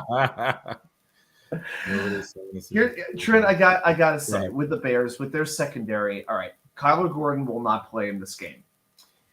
Jaquan Brisker will not play in this game. The average football fan could not tell you the Bears' 2 starting cornerbacks. The one player they have in the secondary who's playing that I do like is Eddie Jackson. 4 interceptions, 5 passes defended. Number 4, he is a very good player. That's somebody that I think Jets fans were going nuts for and wanted us to trade early in the season or August, right? Wasn't that a name that was go get Eddie Jackson, go get Eddie Jackson? I don't think I heard that one. For me, it's always been Jesse Bates. That's been the safety name that I think right around when Roquan got traded to the Ravens, it was a go get Eddie Jackson. Yeah, that is fair. But I feel if they're doing dumpster fire, go get Eddie. And after losing Quinn and after trading Roquan, you know what that basically makes the Bears with having one good safety? They're kind of like the Jets defense back when we just had Jamal Adams and nobody else. That's basically the equivalent of the talent level. This team, like we said, they have to blitz. 15 sacks through 11 games. That's all that they have, despite the fact that they blitz about 50% of the time. St. Louis Ray. Okay. I know people always ask what cigar am I lighting up. So today is St. Louis Ray. That's what you're doing. Yeah. And since they traded Smith and Quinn, they're allowing 35 points per game over their last 3 games. This defense is abominable. And there's really no snowman. An abominable snowman. Yes, they melt at the first sign of the We keep sun. it topical around here if you've never picked up. Ho, ho, ho. So That's what she said. What's up, Johnny? Hey, John, good to see you. Yeah, I'm sorry. The more I think about it, it's weird. As little as I trust Mike White, I have enough faith in this offense that they can at least move the ball down the field against the Bears defense that is this bad. The only way the Jets can really lose this game is to beat themselves, in my mind, with penalties. The field and goes with off in the turnovers. run, right? That's it. If I field don't, goes dude, I off don't in the think run, plays. we're in trouble. He can't be playing. If that is malpractice if they allow Justin Fields to play in a meaningless, underlined it 50 times, a meaningless game to the Chicago Bears. Okay, I've It's had the same injury, right? We I've saw had the Salah same do it injury. earlier in the year. It was gamesmanship, where you don't want the Jets putting all of their efforts into the backup quarterback starting. You want to keep them focused on field, so maybe you have a little strategical advantage when you put, was it Trevor Simeon was playing? Simeon, and That's then what their it would third, it'd be Simeon, and their third quarterback is Nathan Peterman. Need I say more? Oh, 6 picks in a game, Nathan Peterman? That Nathan Peterman. That Yes. Nathan Peterman? Yeah, not the guy from Seinfeld, Peterman. That Nathan, who probably would have been a better quarterback. I'm not a Seinfeld. I know the main characters in Seinfeld, but I'm not a Seinfeld guy. And I know that may go over wild, but I was never a Seinfeld guy.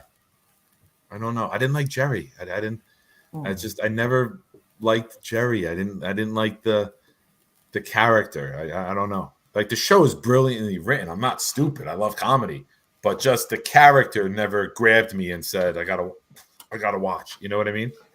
I got into it a little bit more later on down the road, like towards the last season or two, and I'll still watch a rerun now and then. And now, if I see it on, reruns or something, I'll catch some of it. I mean, I laughed during it, but at the time in the '90s when I was a teenager, Seinfeld didn't grab me. Yeah, I was more of a Home Improvement guy myself. I loved Home Improvement. I never missed Home Improvement. Oh, Heidi Ho. Yeah, I'll talk to you like this. Hey there, neighbor. Seriously, my desk at work, it goes up so high that nobody can see like if I'm in the room or not. I have to like go like this for people to see me. I said, I feel like Wilson from Home Improvement, and well, most people don't get the reference because they're too young. Like the students that I have now are born in like in the late 90s. I saw a reel yesterday on Instagram that showed Dave Chappelle was a small appeal, not a guest. He was popular, he was like an extra in a scene on Home Improvement. He was. I remember it. Yep, he most definitely was. But the whole thing is, I've had the same injury. I've had an AC joint injury with ligament issues. I could not put a shirt on myself for a week, and this was in college. Okay, my roommate had to take my shirts off and put my shirts on for a week. When I was driving my car, I couldn't go like this. I couldn't get my left arm past here. Okay, this is how I would have to drive a car. I would go steering wheel, keep my left arm down. Oh, I know. Catch it here. That is how I had to steer. I've torn both of my biceps. So I've had to do the same thing. I get you, man. It's difficult.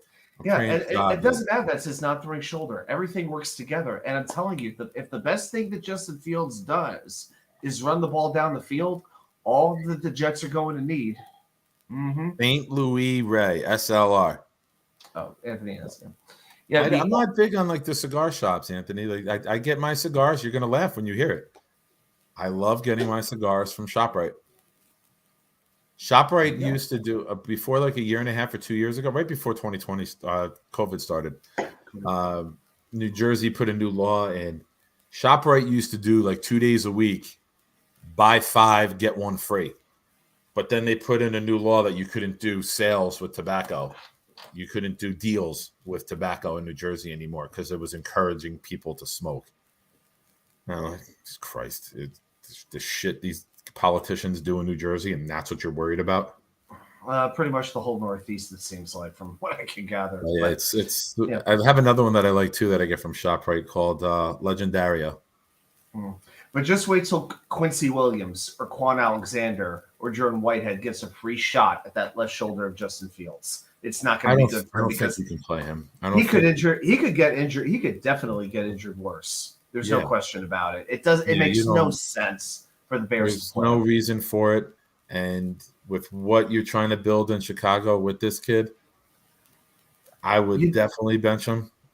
Listen, you need a lot of pieces in Chicago. You're not a Justin Fields 80-yard run away from a playoff or Super Bowl run. I would sit him out, let him get healthy, and then you just trust him. You feel like focus he's on somebody you can building. build a team around. You don't need to evaluate him any further. You just want him to get experience so he becomes more careful with the ball and make smarter decisions, because Justin Fields, he has 8 fumbles this year. He's very prone to mistakes still at this point in his career. As dynamic an athlete as he is, he doesn't have it here yet. Okay, so let's not act like Justin Fields is polished. So it doesn't make sense to play him right now. While you want him to get the game reps, you can't risk him getting injured further, which can happen in this case because it's partially separated and torn, but it could get way worse. Because one of them Cubans rolled on virgin thighs. Oh, boy. I do live above a daycare center. Oh, is that what they're calling it, a daycare center? Cosmo Kramer for QB. Eric Kramer for quarterback. He's tall. Kramer's tall. Man, he could see over the line. Get rid of it. Imagine he named Peterman. Nick Shine's. What is this? Nick Shine's trying to be the Pats YouTuber, only top half of his face. I don't get the reference because I could not even stomach watching those people. Oh, ShopRite, everyone knows. I hadn't been a ShopRite in a long time until I came up to Jersey. 2 torn rotator cuffs. My gosh, Nolte. Man, oh man. Anthony, I think there's a ShopRite near Richmond, Virginia. No. No, there's. I've been to Richmond a couple times. Yeah, I've been more than. I remember when me and Nick were driving home from Myrtle Beach. I wanted to stop at like a ShopRite, and I was like, "Let me see if there's a ShopRite around," because I was like bored, and Nick was sleeping on the ride home. Some fucking co-pilot he was. Slept freaking the whole way down and the whole way back. Fields is the going. I think he meant is not going to play. Not against our D line. They want to keep him alive. I think that's what Scott meant. Yeah, I think so too. But that's that Arkansas coming out in him now. He could say he's from the Northeast all he wants, but when you type like that, Scotty, you're showing that you're transforming. You take the boy out of the North, but you're not a single game Fields went away from playoff from or Fields injury away from him. Absolutely. Yeah, let him. I mean, they don't have their backup running back. Their whole offense is going to be David Montgomery and Cole Kmet.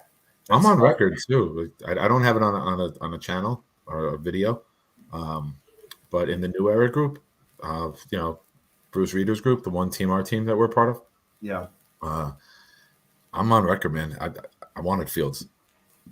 I was give me Fields guy, like 100%. I was in on Fields. I'm not saying that now. I think I said that before on the show here in the summer months. But I was a Fields guy. I thought Fields would have been the one to break the mold with the Ohio State QB, stereotype that there is. And I said, give me Fields. If it's not Lawrence, I wanted Fields. I had Lance 3rd, Zach 4th, Mac 5th. That was my rankings coming out. That's not bullshit now because Zach hasn't been well. I'll always root for whoever the Jet is. But yeah, I was a Fields guy. I'm not gonna lie or sugarcoat shit or play it down because we took Zach. But is what it is. Apples and oranges, right? Yeah, pretty much. I mean, I don't watch a ton of college football, at least in my case. I don't get into it really until the bowl season. We got a big one tomorrow. We got Ohio State, Michigan tomorrow. Anyone know if that's a 12 o'clock game? 12 o'clock. Yeah, it's a day. Is it? You know what? Because they do not want those people drinking for 10, 12 hours.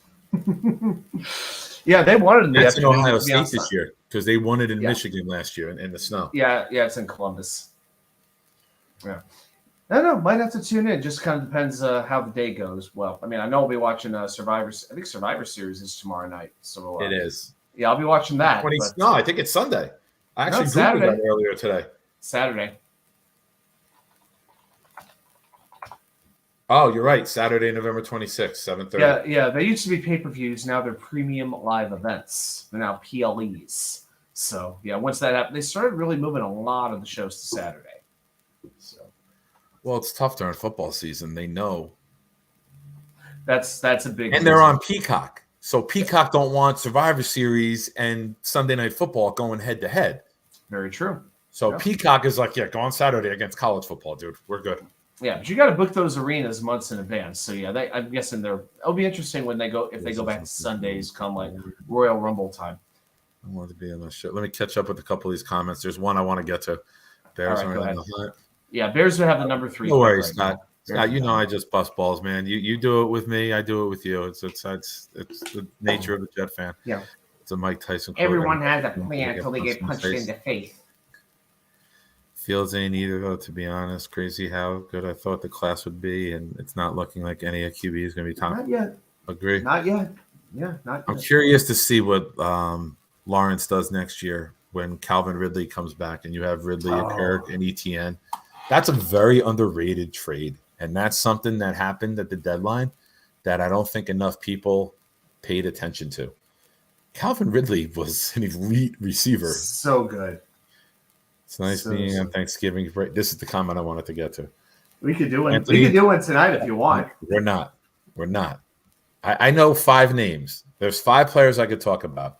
Stroud, Young, Levis, Will Anderson, and Jalen Carter. The top 5 names, right? The 3 quarterbacks, the edge. I don't know anything about anyone yet, which is great because I've always joked in the down years for the Jets. You know, my birthday is October 18th, the middle of October, 5-6 weeks into the season, right? My goal every year is to still be playing credible football come my birthday. I don't want to be doing mock drafts like the mid-October. So we're 1 game away from December, and we haven't done a mock yet, which is great because it means they won't die out and get stale by February.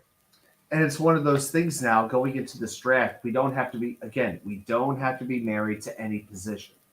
Okay. No. It's, you could And say if we're that picking 14 to 20 in that 15, range, 20, somewhere in there. Yeah. Pick Some of the that best 15 to available player. 25 range. So it's not a situation where somebody say, we need an offensive lineman. Okay, great. We just take the best pass rusher. It isn't like that. I mean, linebacker, we need an upgrade. Safety, we'll probably have to replace at least one. But those are positions you could handle in later rounds. The Jets right now only have 6 draft picks for this draft as of now. So you got to use your picks wisely, and they're not going to have a lot of cap space. So this isn't going to be a huge thing. This is about maintaining what we have and building on to the foundation that's in place. and Dom C knows about it because Dom C is the one that told us about it in the text about Bryce Huff being a restricted free agent. I wonder if there's a limit on the tender you can put on, because I'm going to throw this out there because it's something Jets fans have talked about all week. It's not where my mind is at. Just my little disclaimer before I get into it.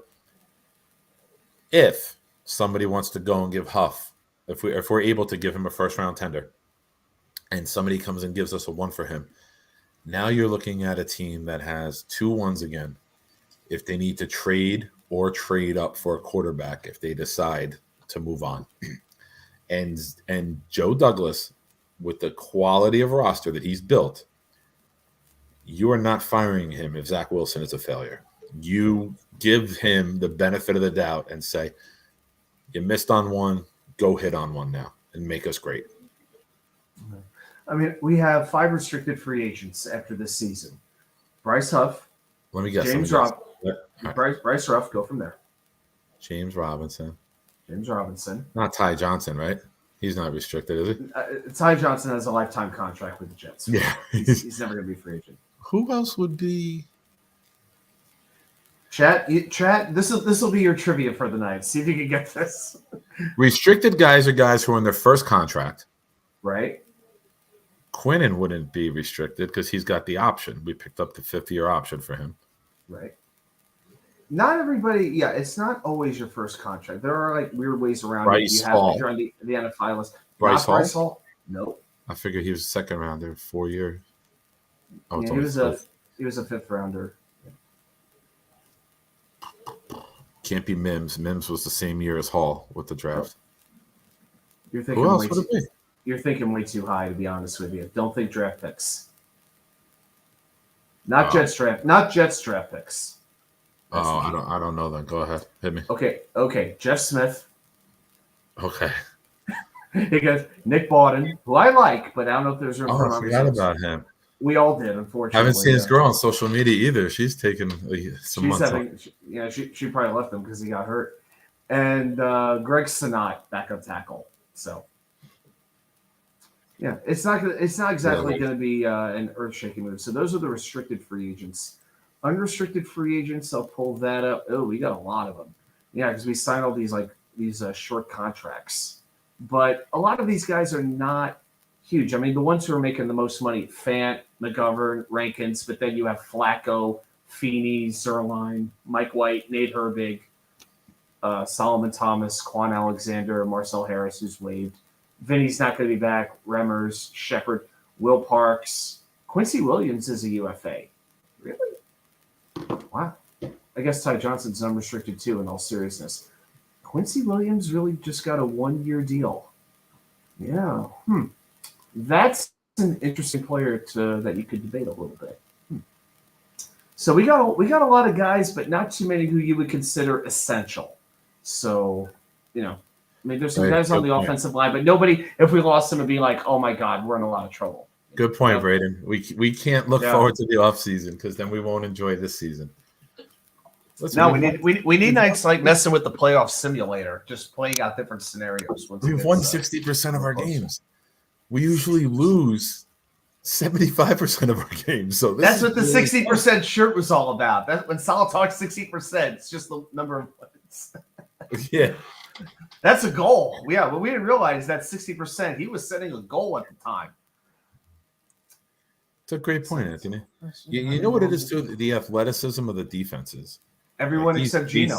These edge rushers, these guys coming out now. You're looking at how athletic the defenders are.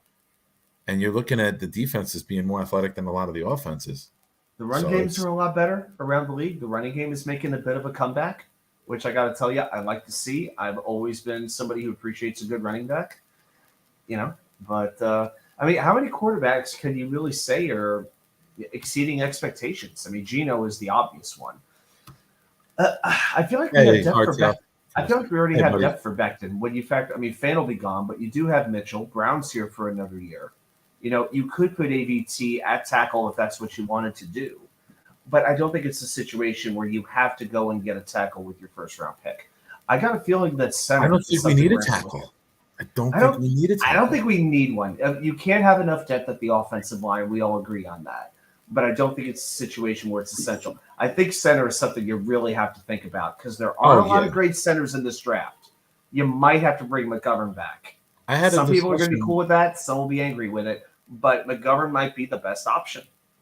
You might know this. Can Herbig play center?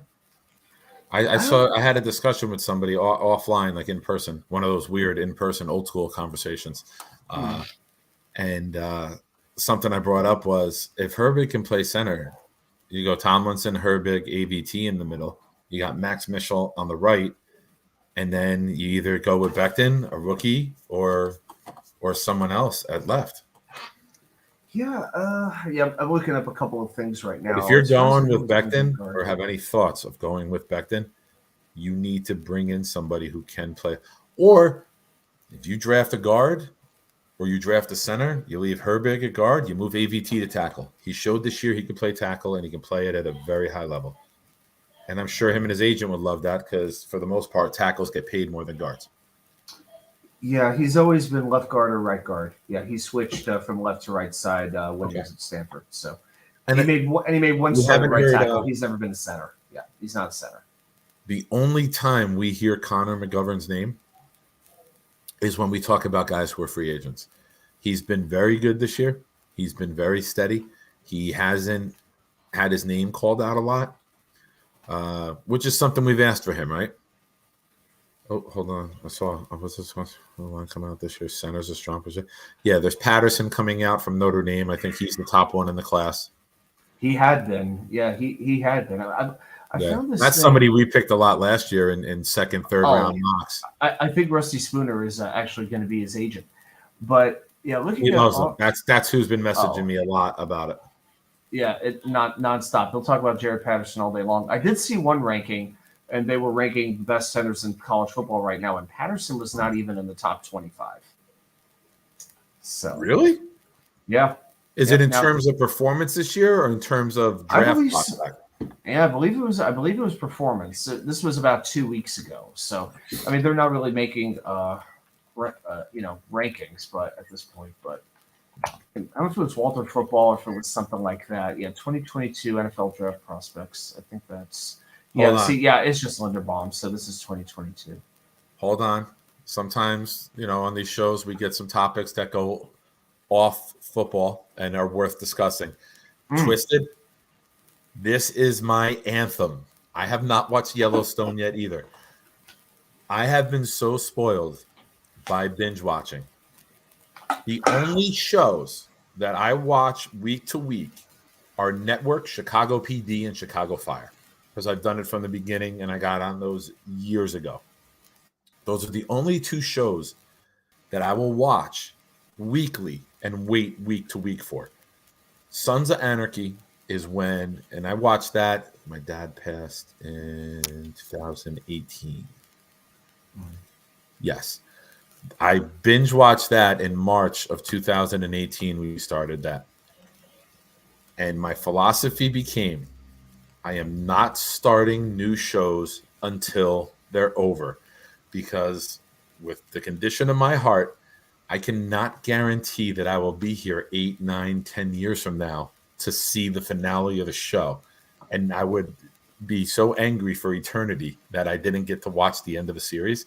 So my philosophy is I wait for a series to end, tell me when it's over, or when the last season is starting, and I'll binge it. My ex-girlfriend, in a playful way, was furious with me because she went through the drama, the stress of taking 10 years to watch Game of Thrones.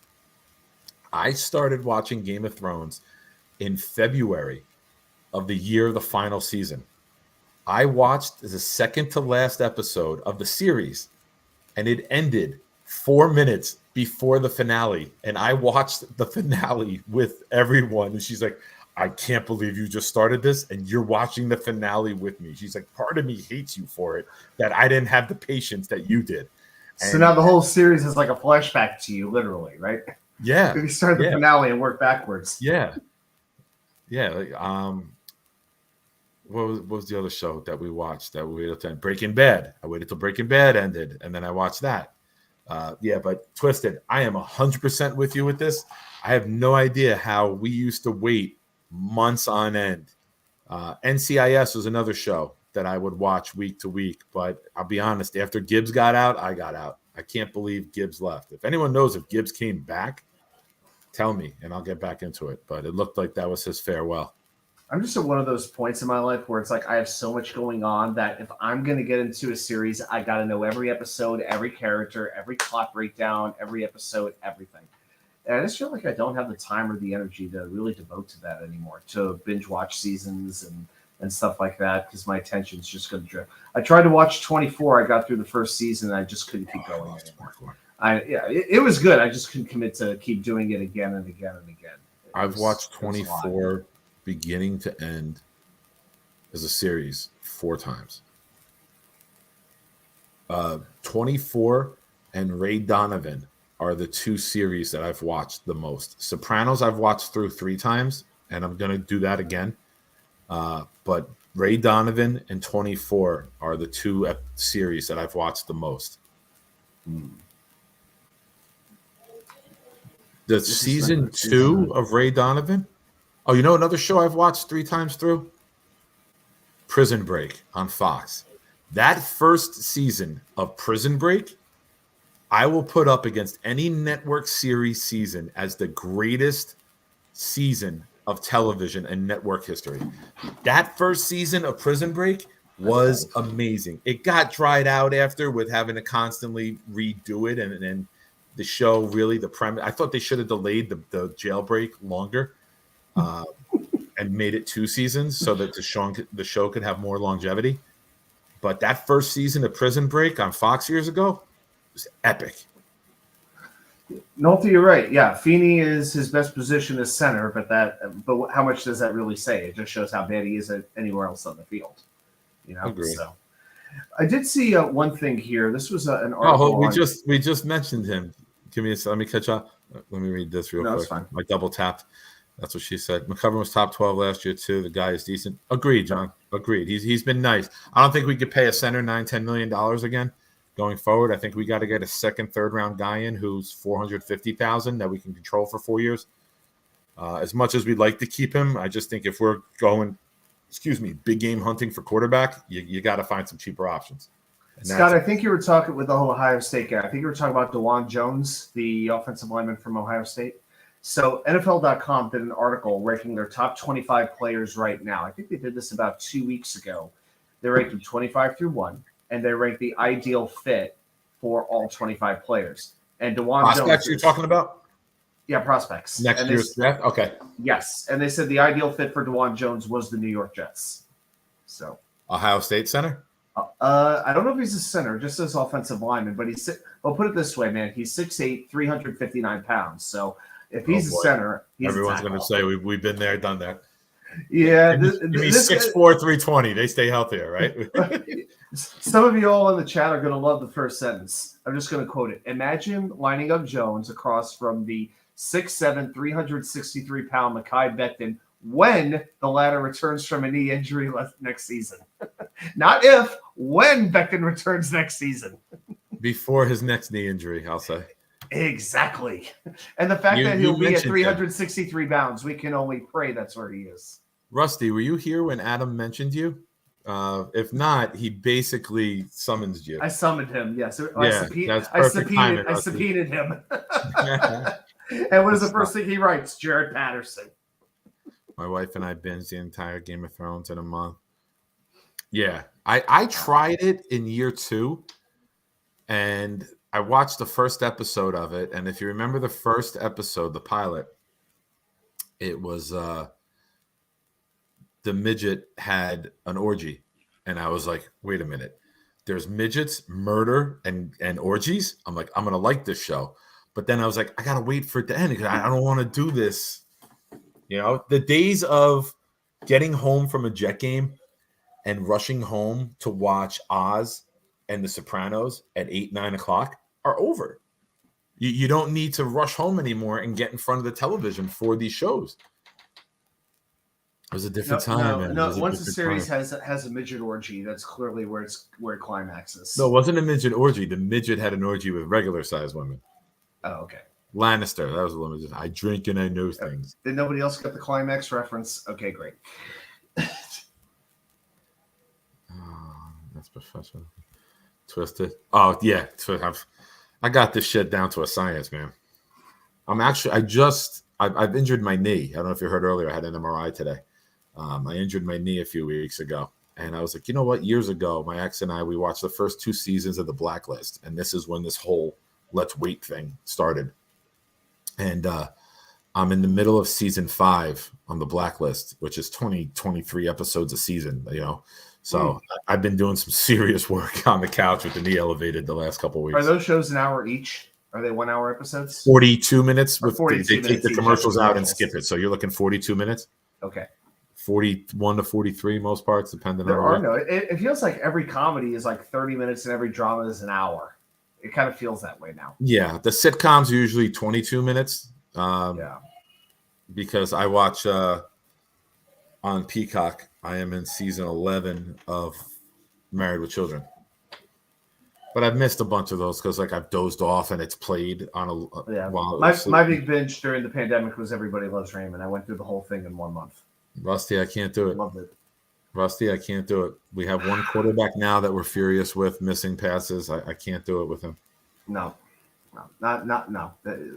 We'd be selling our soul. It only takes turned one down injury the way he $50 million a plays. year. He turned down $50 million a year. I'm not doing it. If I'm paying $50 million a year, I want an elite pocket passer. Let me know when he wins a huge game with his arm. Yeah, Thomas. As much as I respect him as an athlete, I can't commit to that money for him. Thomas, I don't know. I was working, and my knee just said, "Screw you, peace, we're out," and shifted the wrong way, and the kneecap's all swollen. It's out of place. I don't know if a ligament or a muscle detached from the kneecap because the kneecap is over to one side now. So I'm petrified that there's a gap where the quad should be. and I'm hoping to God that the quad didn't detach. Oof. But there is fluid, there is swelling, so I'm hoping maybe the fluid is what's pushing the kneecap to the side, and it's nothing major. But the MRI just got done today, and Waiting on results at this point. yeah, they gave me the disc. And your souvenir, basically. Here, well, it's for if I go to my doctor, the workman's comp doctor, or if I go to an ortho, they don't have to send me for another one. I can say, here's all the images. NCIS Miami. I never got into NCIS Miami. I think as a child, I'm gonna go old school here. I'm 44, so I think most of you guys are within my age range, give or take a few years. Seeing David Caruso's ass on NYPD Blue really scarred me as a kid. Like, if you remember NYPD Blue on ABC, they were showing not frontal, but they were showing. They was on 10 o'clock, and they were pushing the envelope and showing like ass. They were like full ass crack on ABC network television, and seeing David Caruso's ass on like a weekly basis, I got out on any show with him in it, man. I was scarred. That's why I don't watch show with priests either, because I was an altar boy. For what, 5 minutes? Yeah, yes, that's what she said. When they drained your knee, Nick, they didn't drain it yet. The workman's comp doctor is Concentra. Concentra is milking my workman's comp for doctor's visits where they aren't even doing anything. And I was like, well, after the MRI, I have no reason to come back to you. I need to go to an orthopedic. So why don't we put the referral in for the orthopedic, and my adjuster can set up the appointment for me to be seen by an orthopedic, because you told me 2 weeks ago there's fluid in my knee and you're not draining it. You say you don't do that here. Why am I still coming here?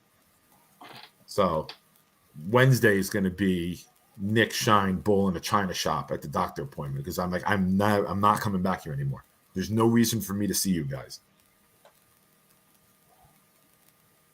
He was great, minus ass crack.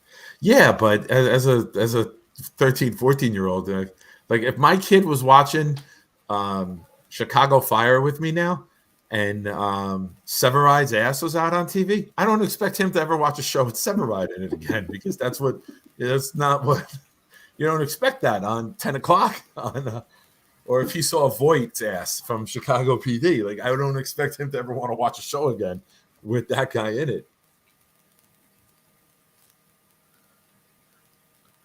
I hope you get applesauce when they drain your knee. When it blood, it means torn tendons and tears.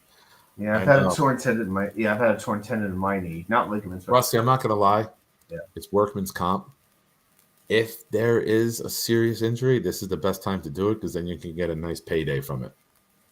That's my mentality right now, because the workman's comp, whenever you get injured with workman's comp, you're entitled to loss of that body part. And if you have a surgery, like I've had with both of my biceps from my previous career, then you get paid nicely. Oh, he said a torn tendon. So I got to tell you the story of when I tore a tendon in my knee one time. Shoot. So I was home from college, driving my grandfather around from my old high school, and there was some of my friends were playing football. Now, I never played organized football a day in my life. Just never did it. But I decided to play a little bit. I've been playing a little bit of pickup football, and I joined in wide receiver, caught a touchdown. They threw me another pass. I had the ball, made the catch. I'm running away, and this guy at the last minute, and it was snowing pretty good. Like the field was starting to ice over a little bit. It was the beginning of one of those cold, frigid Chicago winters.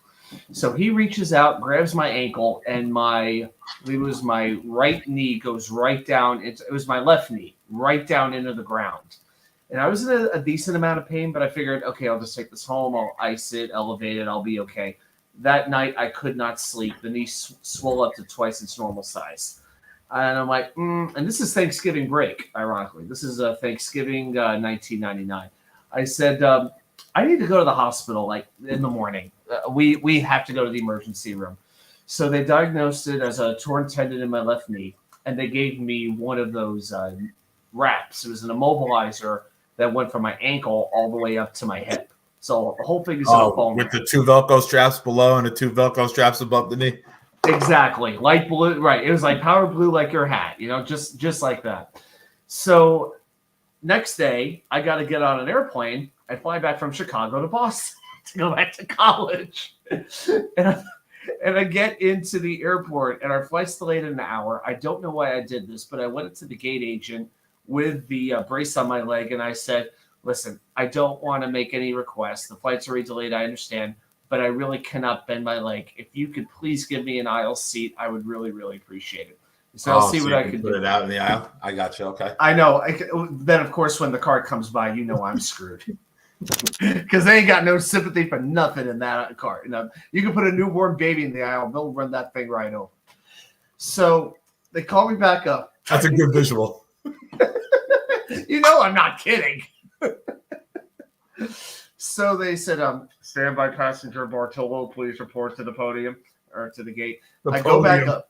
Yeah, the podium. My mom only did that job for 42 years. I should know how it's done by now. I head back up to the gate. And she says, okay, here's your new ticket. And I see seat 2C first class. Okay, I'm good with this. Now, here I am, 18 years old. I walk on the plane. Now, you got the male flight attendant and you got the female flight attendant. First, I get the female flight attendant.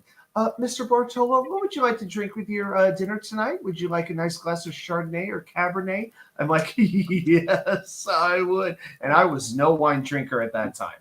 Here I am, 18 years old. I had one drink my entire time in college. Okay, that was it. Never drank in high school. White drinker. I know. I had one drink in 4 years of college. It was a dry campus. I was the 40-year-old virgin of drinkers. This is I know. I knew you'd enjoy this. So they offer me the Cabernet, and I'm just like, it's alcohol, so I'm gonna take this away. This feels good. And then you get the male flight attendant. Now, I'm not stereotyping, but a lot of male flight attendants, they're kind of known for flying in the other cockpit. So he comes up and he keeps offering me more and more rolls. He said, I eat a roll. It's like, would you like another roll? Would you like another? And then it gets and then he offers me like 2 or 3 different towels, hot towels to wipe my hands and all this kind of stuff. He just kept giving me this extra attention. And then it gets towards the end of the flight. It's like, please put your seat to the front for landing, put everything away and all of that. He comes and says, but I got to ask you. And I just grew my goatee at the time for the first time. He said, has anybody ever told you look just like Ben Affleck? I'm like, I didn't say this, but I'm like, you're lucky I've got only one good leg, or I would kick your ass right out this plane right now. And so for the next couple of days. That's where you hope it's a female, and you're like, let's join the high club. It's like I've been mistaken for him oftentimes. Hey, if I had a chance to marry Jennifer Garner, believe me, I might have been all over that one. But no, and the best part with my dorm back in college was on the 4th floor. No elevator. I had to take the stairs up and down every day. I had to literally hold the railing and swing my leg around, my left leg around up the stairs. It would take me 5 minutes, what would normally take me 30 seconds. So but it took a couple of weeks, but we got through the torn tendon. The most important info I got out of that story is whenever you're going to fly, buy a knee brace. Yes. I wish if I could have kept it, I would have. Go on Amazon, you get one for like $8. Some of them will have some sympathy for you. Yeah, it is true. Nice. That was 1999. That's been a long freaking time now. I was on with the Everything Jets podcast with Gino and Italy Jets fan. Yeah, he invited me to be on this Monday coming up. Yeah, I was on this past Monday with them, and they saw my name and they said, one of them said, "Wow, it doesn't look like you were really just born in 1999." I said, "No, that's when I graduated high school." Wow. What are you gonna do? Okay. Hold on a second. Go ahead. Do me a favor and just pick a topic and run with it. Take the controls of the plane for a little bit, so to speak. All right. So, all right. Yes. Well, I guess let's talk about what we're thinking about this game. I am just so excited for the reunion, for the video tribute, and the Ring of Honor inductees of Ryan Griffin and Trevon Wesco coming back to MetLife Stadium, having the second and third tight end roles. There will not be a dry eye in the house on Sunday. I mean, Griffin and when Wesco. you look at what they've done as Jets, yeah, read that. I sent you some. All right. You got Wesco and Griffin tied at 1, and then a distant second is the Darrell Rivas ceremony. Those are the big things everyone's looking forward to. Yeah, I don't know. After Rivas, they'll give a minute or two to Griffin and Wesco each. But you know what's interesting? Chase Claypool has not had a whole lot of attention in this offense yet. Claypool has really been a blocker more than anything. So I wonder at what point the Bears start getting Claypool involved. Now, it doesn't worry me too much because the Jets did a more than adequate job on him when he was in Pittsburgh. But I just wonder about the direction of the Bears offense, because their offensive coordinator came from Green Bay. He is a proponent of the West Coast offense. But now that you have Justin Fields, well, running the West Coast offense might not suit his skill set all that well. So now it's almost like a Lamar Jackson White situation here. Oh, Satan rules the world. Why the return of the answer? Is there a reason why I'm getting this question? I'm reading it. This tells me Satan is not in the earth, but has to return. If he has to return and he knows that he's the Antichrist, who he has to kill. I hope Bill Belichick, or Tom Brady. What would be the? I thought they were the Antichrists, or Robert Kraft. Yeah, they're Satan and the Antichrist equally, right? Yeah, it's in the Bible somewhere. Yep, the Thank Gospel you for of joining. Do me a favor, Science Owns Imposters. Become a subscriber and throw out a question like this every Friday, man. Glad to have you. Sub up to the show, and you can always ask these questions. We will take them and answer any and all questions. Yes, we will answer them all seriously, especially on a Friday night. I hope you barely don't get caught in a trap game.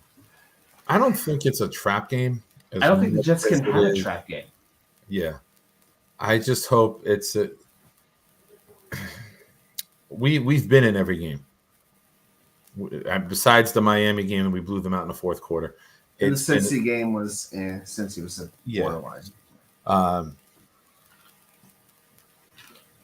I'll say, since we had Zach back, we've been in every game for the fourth quarter, right? Yep, most definitely. Flacco was Cincinnati. We every game Zach played. Listen, he went 5-2, and the 2 games he lost were to Belichick by 1-score games.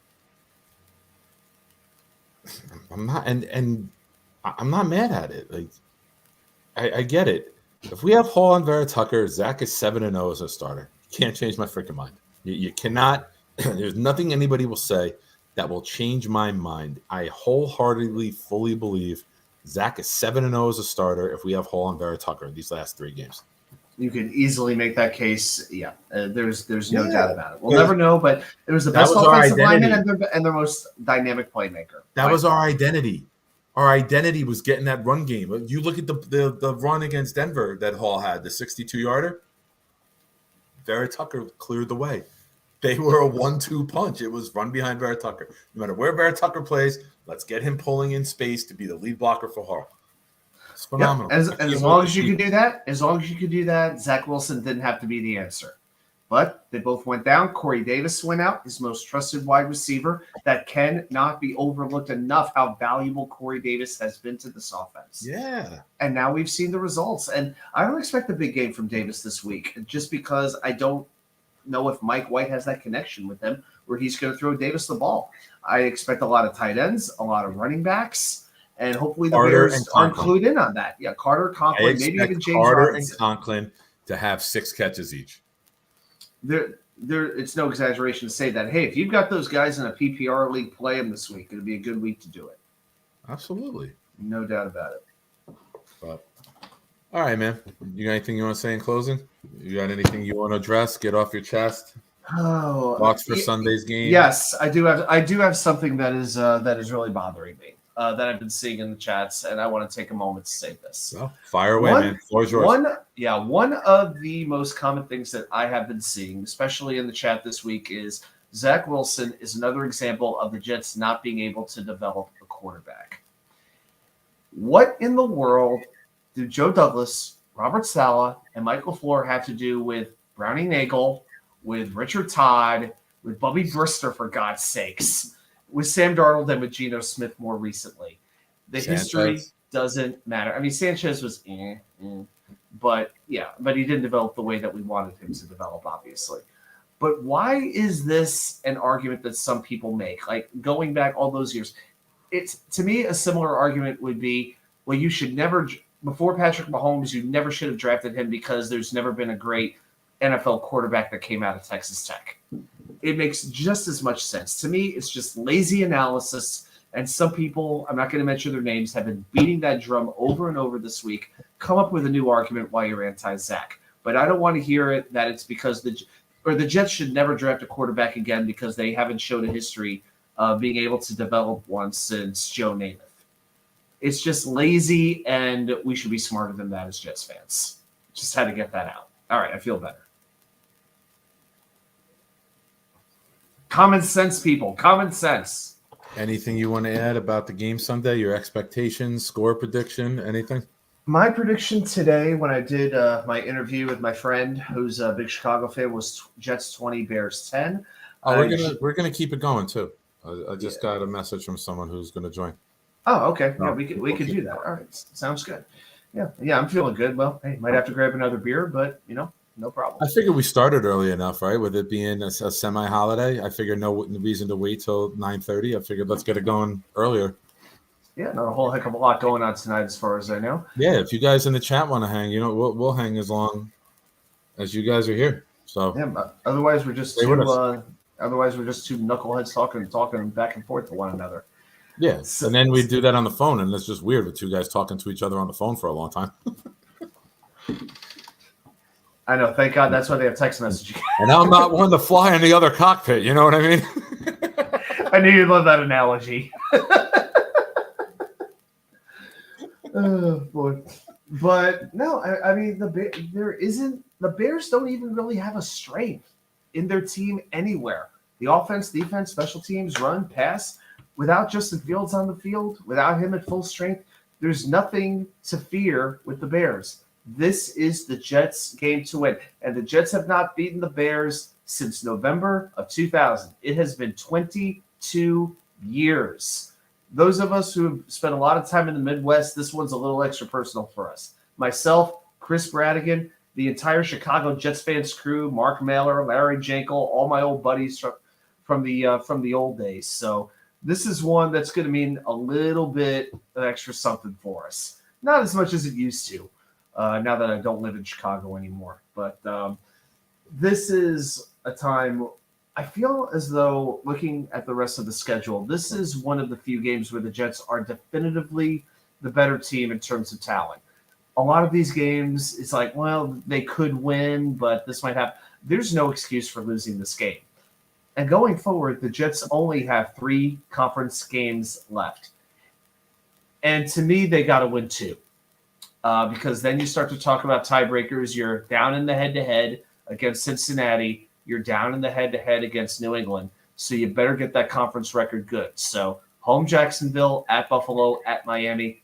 The Jets better win 2 of those games. If they only win 1, I really think they're missing the playoffs. Unless they beat both Seattle and Minnesota on the road, which I think would be that could be a pretty tall order. So. Yeah, like personally, I've picked Cincinnati to win the division, but at this point, you want Baltimore to run away with it and beat Cincinnati and hold them down, right? You don't want both teams ending up with better records than us because that hurts us. Right. Titans run away from their division. You want the Colts to stay down. You want the Chargers to lose. You want if Miami and Buffalo are ahead of us, beat everybody else you play. Help us by winning more games, right? Because that gets us in. And we're up on the loss column against New England. Yeah. Have you seen Cincinnati's remaining schedule, by the way, what they have to deal with? I know they got to play the Patriots at some point. Because I ran down the Patriots schedule after us. Okay, here's what they got left to deal with. Yeah, this is Cincinnati's schedule.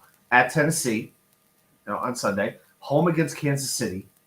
The Bengals? This is the Bengals. Yeah, home against Kansas City. Thomas, I'll get to your question after we do this. home Yeah. against Cleveland, who will have Deshaun Watson, at Tampa, at New England, home against Buffalo, home against Baltimore. Cincy has one of the absolute hardest schedules in the league coming up. Maybe the hardest schedule remaining in the conference. Do the Patriots. So that could, yeah. The Patriots aren't far off, but to be Cincinnati, they have. Well, that was huge for them losing last night, and now they get Buffalo next Thursday. Enormous, night. So we got to be big Buffalo fans, right? It feels weird. If Miami loses Sunday, okay, just I don't know who their opponent is. Who's their opponent? Houston. Okay, all right. So that's why I was laughing. It was more just throwing it out there for a discussion point. If Miami loses Sunday, now you root for New England next week. I feel dirty. What just happened? Joined under a different account. Look at this. Oh, is this a burner situation? Or somebody hiding out? We have a guest coming into the show. I don't know if he wants to change his name before I bring him in. But we're gonna add him as is and roll with it because now that the Jets have changed quarterbacks, it looks like he's changed teams. Ladies and gentlemen, welcome Mr. 49ers Chaos. I don't know 49ers Chaos. I've never seen that. I've never seen the channel before. Oh no, his blood pressure looks up like his head is just as red as their colors. Casual Friday. I love the t-shirt, man. I love the t-shirt. What's up, buddy? What's up, man? How you doing? It is good to be 5 minutes away from Defara Pizza Tavern right now, I must tell you. Did you eat there yet? No, I haven't had any pizza yet. I did have a pretty fantastic burger earlier today with like crispy onions and bacon, homemade barbecue sauce, and fried jalapenos on a pretzel roll. Fantastic. Nice. So it's been burger time. All right. Adam, take this question and we'll throw it around to Jeremy and Okay. then me. Go ahead. One of the main things that the Jets have to do is don't allow the Bears' offensive line to set the edge. They've got two very good run-blocking offensive linemen, particularly on the left side, with Braxton Jones and Cody Whitehair. Cody Whitehair is a very good run-blocking left guard. A lot of times they're going to try to pull him or use him to try to get him into that second level to open up the space for Justin Fields. So one of the best things we can Montgomery do is either. that left Montgomery's side. a very good runner. Montgomery is quite the weapon. He could do a little bit of everything: run, catch, block. He's their Swiss Army knife. And also, without Khalil Herbert being active for this game, he's their backup running back. Montgomery's going to have to shoulder an even bigger speed, load. Absolute missile. We need greasy lightning speed is what we need. So we may have to chase a few chickens. Who knows what we have to do? But again, it goes back to what I feel I'm always most concerned with this defense is wrapping up those tackles. I'm not read enough. Is that what you're saying? Do you prefer? Is that what we're saying here? What? I missed it. I don't think you did.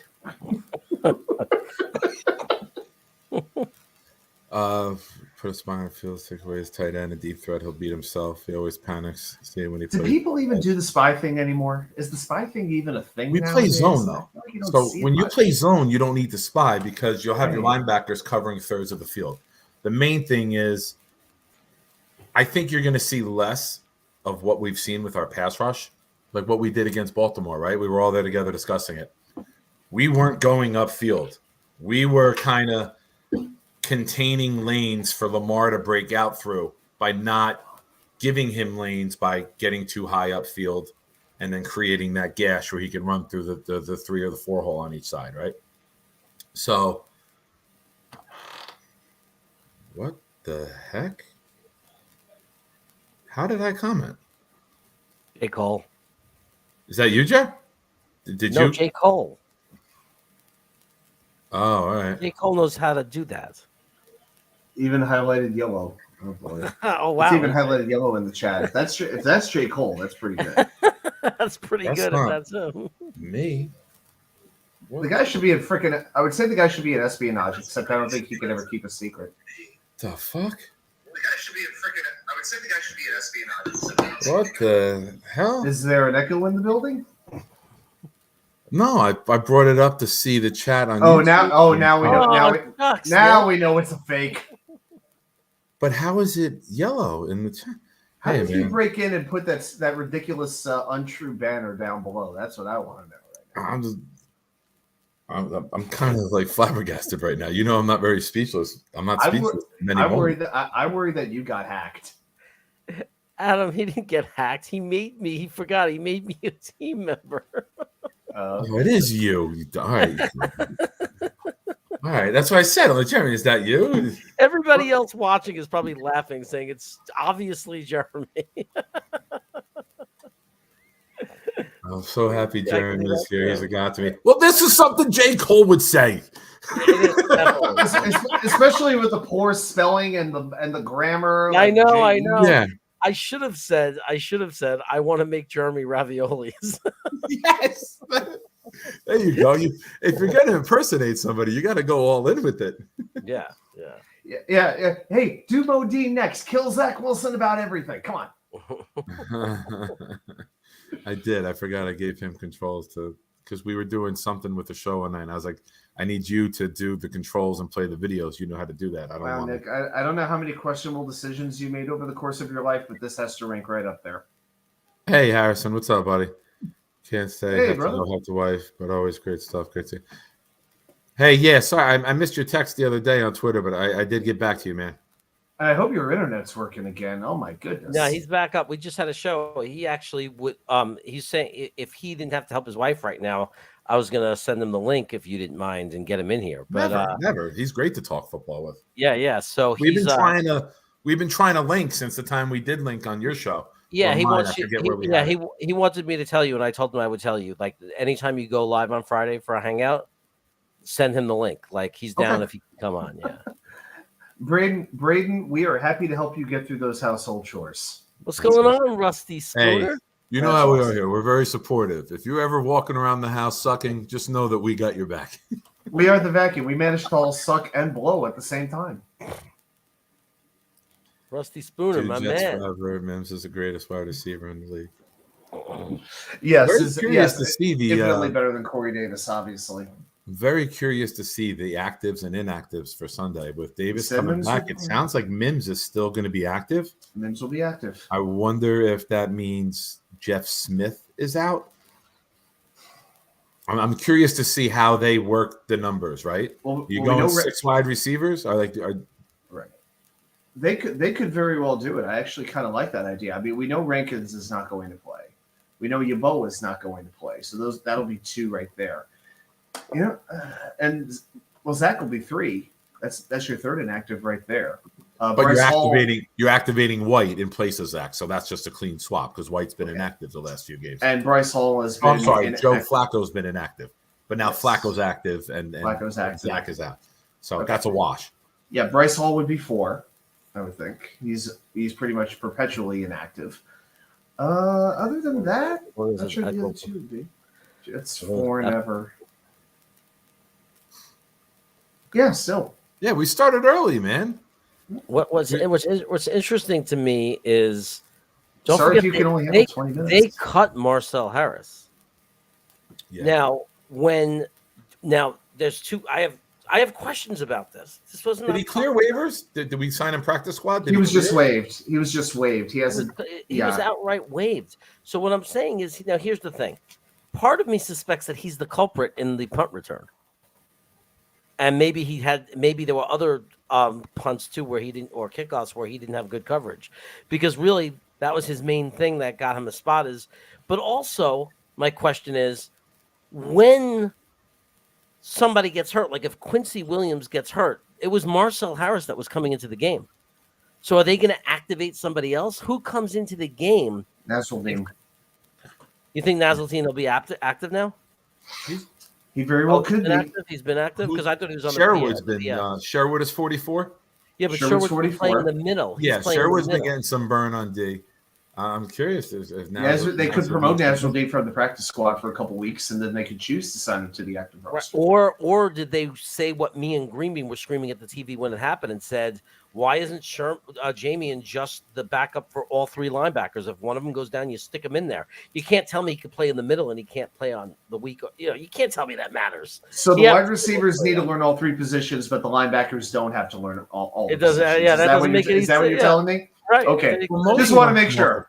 Mosley doesn't come off the field. I think Never. there was one play where he got the wind knocked out of him or dinged up and he came off. Sherman came on 4 plays and made 3 solo tackles. Yeah. Just saying. And I like Mosley. He's a great leader. He's very well respected in the locker room. But he's past his prime. Like a lot of the tackles he makes are downfield. They're good. He's good in the run game. If he's got to shoot a hole, and we know they're going to run it, I like Mosley. I don't like Mosley. He's smart. Every down linebacker though. He's smart. He can see plays. He knows the game. He's incredibly smart. But he has the know-how to, but the be able to is not quite where it used to be. And he's trying to drop his. He's trying to increase his speed to fit in this defense. I give him credit for that. But Rusty, this guy's a stud. Eichenberg, 35. Yeah, he is like a Zach Thomas, he is a more athletic Zach Thomas, because when he gets to you, he brings that pop that Zach Thomas would bring. He's not the biggest guy from what I know. Is he related to Liam Eichenberg, the Dolphins offensive lineman? I don't know.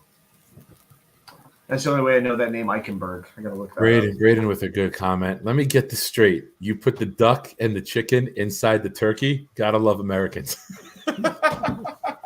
It's actually delicious. I've had it. You're just learning about the turducken, Braden? Just learned turducken already now. Okay. Yeah. Oh, yeah. Tommy and Lamar brothers. Yeah, they were brothers. Josh Allen's comment yesterday, which is a terrific burn at Fox. What is that? Josh Allen and the Bills played the Saints on the night game on either NBC or Fox a few years ago. I had to be NBC if it was a night game on Thanksgiving. Yesterday, they played the CBS game, and Tracy Wolfson was giving them the turducken after the game, and Allen takes a bite of it, and he goes, "Oh, it's much better than the last one we had." And Tracy Wolfson, not missing a beat, he goes, "That's how we do it here at CBS." And I was like, "Oh, that was a nice little 1-2 punch right there that was dished out." First I've heard of it, Braden saying. And the cool thing is, you could actually take the. I've never had one. Guys, I'll be right back. Yeah, go ahead. I got you muted. Go ahead. Oh, he bounced. I've never had a turducken. So. Me neither. But I just remember John Madden would never had duck at all. I've had chicken, obviously, and turkey, but yeah, Madden was the best. I was talking to Sophia yesterday, and I was trying to explain to her Madden, because she just knows the video game, right? She's an 11-year-old girl, so she knows Madden from the video game. I was like, Sophia, you don't understand.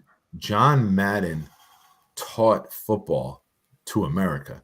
When if you had no idea what American football was, and you watched John Madden for 2 weeks in a row, you came out being able to go to work, go to your friends, go to football fans, and have a discussion and know what you're talking about.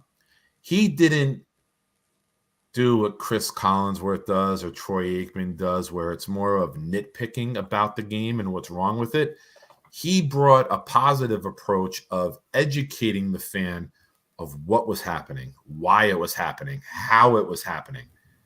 And I feel that my generation, I was born in 78, and even guys a couple years older than me, we grew up learning the game from John Madden. And I feel that like we were like that first real generation that were fans, but knew the nuances and the intricacies of the game because of the way John Madden taught it to us, and that's just something to be grateful for as a football fan, that for the majority of my life, I got to listen to this guy talk about the game. And I think it's really, really cool that every network, because he worked for every network, I think it's cool that they decided to honor him with this on Thanksgiving every year.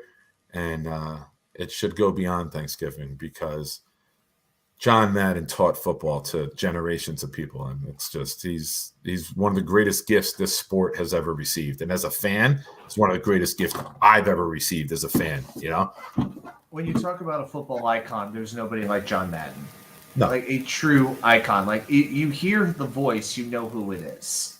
He has an unrecognizable, I could say one you can't imitate, but Frank Caliendo does do a very good job. But you hear that voice, and you know who it is with how it sounds, with the way he talks, his cadence, his tone. He is a one of a kind. When he would get excited, here's a guy that it's so good, man. It's so unique. Well, yeah, I like this big old lineman. He comes down here on the left side. He comes back in the right side. Boom! There he goes, right up there. I love it. I love it when a big man scores a touchdown. Because you get a big man spike and a big man dance. Yeah, he did that in Unnecessary Roughness. It was a movie. It wasn't even a real game, but it was hysterical. Or The Replacements, I think. The Replacements. Oh, The Replacements is fantastic. Replacements. It's my favorite football movie of all time. Some people laugh when I say that, but I absolutely love The Replacements, because you also get Summerall and Madden doing the games. Yes, that was great. I don't know how they got them there, but God bless them that they did. That was same reason you get everybody. John Madden did not turn down money. He did not. He liked money. He did Genius not. Genius when it came to business. You know, tough acting, Tinactin, boom. Tough acting. John Madden, he was American. That was perfect. He was the best. He was the best. John Madden was my favorite by far. There is nobody that can even enter the discussion of being an equal to John Madden in terms of him. In any sport. Like, granted, as he got older, some of the talk got a little crazier, but that was a part of the greatness of John Madden, is you would get some of the most intelligent football explanation you ever got. And then he'd be talking about a guy's shoes not being tied the right way and the trainers having to, like, he would go on rants that were just as good as his football breakdown. I mean, it got to the point, he would even bring out the telestrator for the turducken with the 6 turkey legs. He would circling the turkey legs. Here's a leg. This one's a turkey leg, and this one's a and there's another little one down there. This one. You're right. He did the graphics and would circle the parts. He would circle the turkey. Yeah, this one came from another turkey, but we got some Scotch tape and we just put that one right on. I'm trying to get a Jimmy Stewart. What the hell? Anyway, Harvey. But he was the best with Pat Summerall on CBS. Like, those were the best days. Forget about when he teamed with Pat Summerall, they were the best. They used to they were just the best. They were the perfect yin and yang, right? Yeah. Perfect. The way that Summerall could emphasize and build up a moment and do it so eloquently. And then Madden would just be the bull in the china shop, right? With his words. Like, it was pop, bam, boom. Like, he would get all like freaky deaky with it. Yeah. And then Summerall would 8 o'clock. Stay balance tuned. it out. They were the perfect 1-2 punch, man. It was fantastic. And then you have Summerall reading the announcements. Stay tuned. 8 p.m. CBS. Murder. She wrote. You always have that little hesitation between murder and she. Just the way he'd make those announcements was great too. But the thing with Madden with the drumstick, like with Circle the Legs, for years, for me, it wasn't Thanksgiving unless I got a turkey leg. I had to have a turkey leg, or I feel like I didn't have the turkey. And John Madden ruined that for me. So, that's a Randall mentions it. He was afraid to fly, so he was on the road lots with the man. He flew once. Cruiser. He flew once, and there was an issue with the plane, and he's like, "I'm never doing that again. Never." Yep. He just took that John Madden bus, that luxury Madden bus. Cruiser. It was epic. Yep. Did you watch the old man documentary that came out just before he passed away this year? And they interviewed the driver. It was so cool. It was like, because you never felt like you never knew about his family, but yeah, you really got to see a look behind. Jeremy, I think this one's for you. Oh, Howard Cosell. A man that needs no introduction is Muhammad Ali. Muhammad Ali would step into the squared ring in Madison Square Garden and take on the famous George Frazier. And if you watch the repeat of that fight, you'll hear me go, down goes Frazier, down goes Frazier, down goes Frazier. Muhammad Ali, who beat George Foreman just last year, has now reestablished himself as the greatest boxer in the history of boxing. There you go. Oh boy, very good. I gotta say something. Yeah. I know you did that spur of the moment, and it was very good. But I love how you combined George Foreman and Joe Frazier into George Frazier. I was wondering. I'm like, I wasn't familiar with George Frazier. It's such a germism. We call that a germism. Jeremy is. Germism. Can you imagine if it was Ali? It's and like played- Seinfeld and Frasier combined two characters. That's George Frazier. George Everybody's Frazier. talking about George Frazier. Nobody talking about him. I'm so fast, I could turn out the lights in my bedroom. Be in bed before the room gets dark. And now the Jets have Elijah Moore. A player who showed much disdain for his quarterback. The best fight. I actually hated Cosell for it because I was rooting for Sugar Ray. Sugar Ray Leonard and Hearns were fighting, and it was like a movie fight. Like it was a fight you only saw in the movies. Like it was literally going back and forth. Like Hearns, Sugar Ray Leonard was the greatest fight I ever watched. It was literally going back. Each round was different. And now it's Hearns dominating sweet Sugar Ray Leonard, who clearly isn't the boxer I thought he was. And then the next round, Sugar Ray Leonard comes back. I knew it all along. He's one of the greatest fighters to ever fight in the squared circle. I mean squared square. So, I'm getting a little older. And here's Sugar Ray Leonard. He's in the ring with George Frazier. And after this, we'll tune into coverage of the Minnesota Bills taking on whoever they're taking on tonight.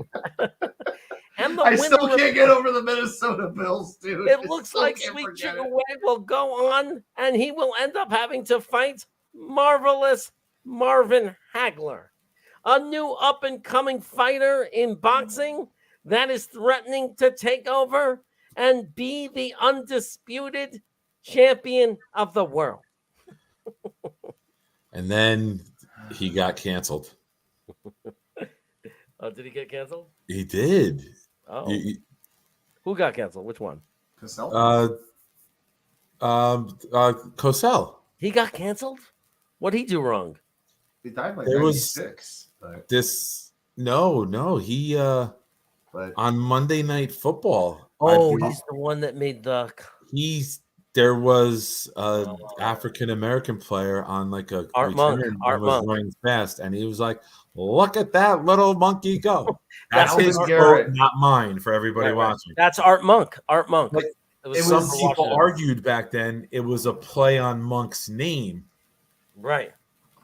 Right. That's what they said. It was because it was Art Monk and it was his name Monk. Yeah. And that's why he did it. And Hmm. but man, back yeah. Oh. I mean, unless you want to believe Wikipedia has it as Alvin Garrett.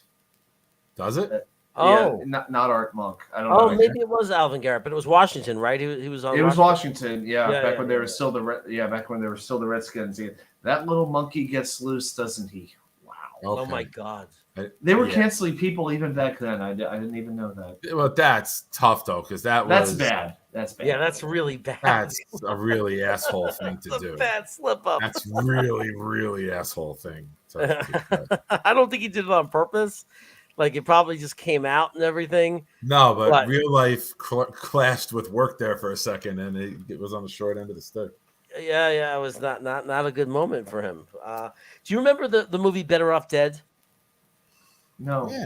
You never saw it with John Cusack? You never saw the movie never Better saw Off Dead? that? I want my $2. I want my $2. When the car You went never saw Better Off Dead? There's too many movies I have not seen. dude, you've got to watch Better Off Dead as soon as possible. But anyway, there's these two Asian guys that dress like ABC sports anchors, with the yellow coats. They drive around in their car with a loudspeaker and a megahorn, and they'll pull up to cars and challenge to a race, but they only talk like Howard Gazelle. They'll be like, "This 250 horsepower car is revving its engine," like that, and they would challenge you to a race. Dude, you got to watch Better Off Dead. Yeah, I can't believe that you're from the same year as me and you've never watched that, because that was a classic 80s movie. He's skiing on one ski. Dude, what can I say? You had a social life I didn't for a while. I'm really excited to be here. Bobcat is in the movie. Well, that John Cusack had the same. I thought you were turning into Fat Albert. My first two impressions of people were Bobcat and Ronald Reagan, like when I was like 7, 8 years old, and I did it for like my dad and his friends, and they were just like pissing their pants laughing because I talked like Bobcat for like an hour at the house one day for like my communion party in '86. So with the Ronald Reagan impersonation, did it start with "well"? Of course, well, that's all you could do. You always started with that. You had to, because that was the one word that you knew people would know what you were doing. Well, I have to check with my people on that, and I'll get you an answer. Yeah, it became it was like Nancy. You're just doing Johnny Carson doing Ronald Reagan. It's kind of what it became. Very good.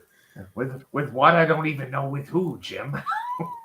If you know I that. gotta tell you, when you were talking about the old school boxing matches, when for those that don't know, before pay-per-view was closed circuit TV. Right. Closed circuit TV was the original like pay-per-view type of stuff. And we recorded the Hearns and Hagler match. And I was probably first, second grade, somewhere in there. And I would come home every day from school and I would pop the tape in the VCR and I would watch that match for probably 2-3 months straight until like I broke the tape by like playing it, the VHS tape, by playing it so much. Wow. But that was absolutely the greatest match I've ever seen. Boxing will never be what it used to be. Like in the 60s, no, because now all the good ones get into MMA. the MMA and at UFC, right? Yep. It's like, you had. If you're a good striker, you want to do the jiu-jitsu and the other stuff with it and broaden your brand and give yourself a better chance to win instead of just punching. You had good boxers after Mike Tyson, but I feel like Mike Tyson was the last era of boxing. You know, it's like after him, it's like Holyfield and whatnot. But after that, it was never the same. I mean, I don't know how memorable Lennox Lewis really was. Those types of guys, but the heavyweights are much different than the guys who can throw at that rate. Lennox Lewis was more of a technician than he was an elite boxer, in my opinion. He had the long arms. He could keep you at a distance with the jab. That's how he beat Tyson, right? He didn't let Tyson get in close. He jabbed him the whole time and kept him at a distance and just wouldn't let Tyson get in, because Tyson's strength was shorter arms, more powerful, shorter guy, get in close to you and then catch you with the uppercut.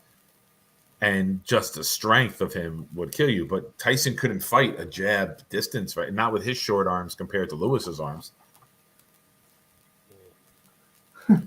Only in America. The downfall of boxing. Very big part of it. He big part of it. He crushed boxing. He absolutely did a lot part of it. It was sad. It was sad to watch what he did to Mike and But it wasn't just him. It was the three separate organizations that could never come together. It was the greed and the stubbornness. And you have three different organizations stripping the belt if you don't fight for their. It was stupid. Yeah. They needed to join and merge and work out some agreement. And they needed to be one organization, one title for all the different weights. You know, it was stupid. The WBA, WBC, and what was the other one? Some with an O in it. Yeah, WOR. I don't know. WOR, who knows? WOR. Live from Secaucus. Hello, sunshine. Let's turn on Morton Downey. Boy, that was wild.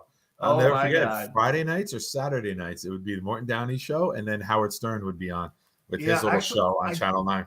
There's Yeah, actually that was great. there's a Morton Downey Jr. documentary on YouTube for free that you can watch if you haven't already. But man, oh man, I wish he was still around. I am completely anti. I hate cigarettes with a passion, but man, oh man, he was just so good. Yeah, like this. Oh man, we could use more like him, but oh my goodness, he wouldn't get on the air nowadays. He got him. It's I wish there had been a rematch. I just wonder if there had been a rematch, just what would have happened. But hey, Douglas got his win, and I don't know if he ever won another fight again in his life. I don't think he did. No, he didn't. It was a lucky punch, right? It was like one shot, and that. Unlucky No. What do they say about boxing? You have a puncher's chance. If you connect with somebody, you have a chance. Yeah, I mean, he lost to Vander Holyfield, and then he ballooned up to 400 pounds. It became like the freaking refrigerator William Perry or something. I'm not going to sit here and knock people who've gained weight in their mid-20s. So let's chill out. Guys, I gotta run. I gotta watch a movie with my wife, but I wanted to come in and hang out. Better Off Dead? I was gonna say, I'm gonna suggest it. See if I can convince her to do it. If you text me if you know what platform it's on. Oh, if I find it, I'll let you know. If you find it, let me know, and then I'll watch it. You'll obviously have to let me know now. Absolutely. I'll have to do a book report. I'm gonna have to write down. We'll have a Better Off Dead viewing party. I guarantee if it's on somewhere, it's on one of those free networks that show free movies. Yeah, and they're like all 80s movies. But man, if I find it, I'll let you know. Like Paramount Plus might have it, which I have for CBS for the Jet game. So, but, you got any comments, Jerry? You want to say anything? Predictions about the game on Sunday before you go? Well, I'm feeling pretty good. I think we're built to beat them. I don't think Fields will play, and I think if Fields plays, it could be tough. And we're gonna have to be careful. We're gonna have to watch them, and it'll be a tighter game. But I think we'll win. If Fields doesn't play, we're gonna dominate them. It's gonna be hysterical. Our defensive line is gonna eat. Do you think there's any way? I know you got to go. Give me a short answer. I'll give you a quick question with a short answer. Do you think there's any way that Chicago, with their season and their record the way it is, can go and put their franchise quarterback out there on Sunday against us? Or do you think it's just gamesmanship with them not allowing us to focus all of our energy on Simeon? They want to keep us like in 50-50. If it's not gamesmanship, whoever's making the decision deserves to be fired. It is the dumbest. Agreed. It is absolutely. If he plays, if he comes into that game, somebody needs to be fired. Yeah. Because it's the absolute dumbest thing I've ever seen in my life. There are three. You need to protect the player from the player. And he's an athlete. He's a competitor. He wants to play. I agree with you. Yeah. It is amazing to me when you hear about the injury report. The Bears, they're being secretive to NHL hockey playoff levels, where it's like he's day to day, but we can't rule out that season ending. Thomas Seaman didn't kick our ass.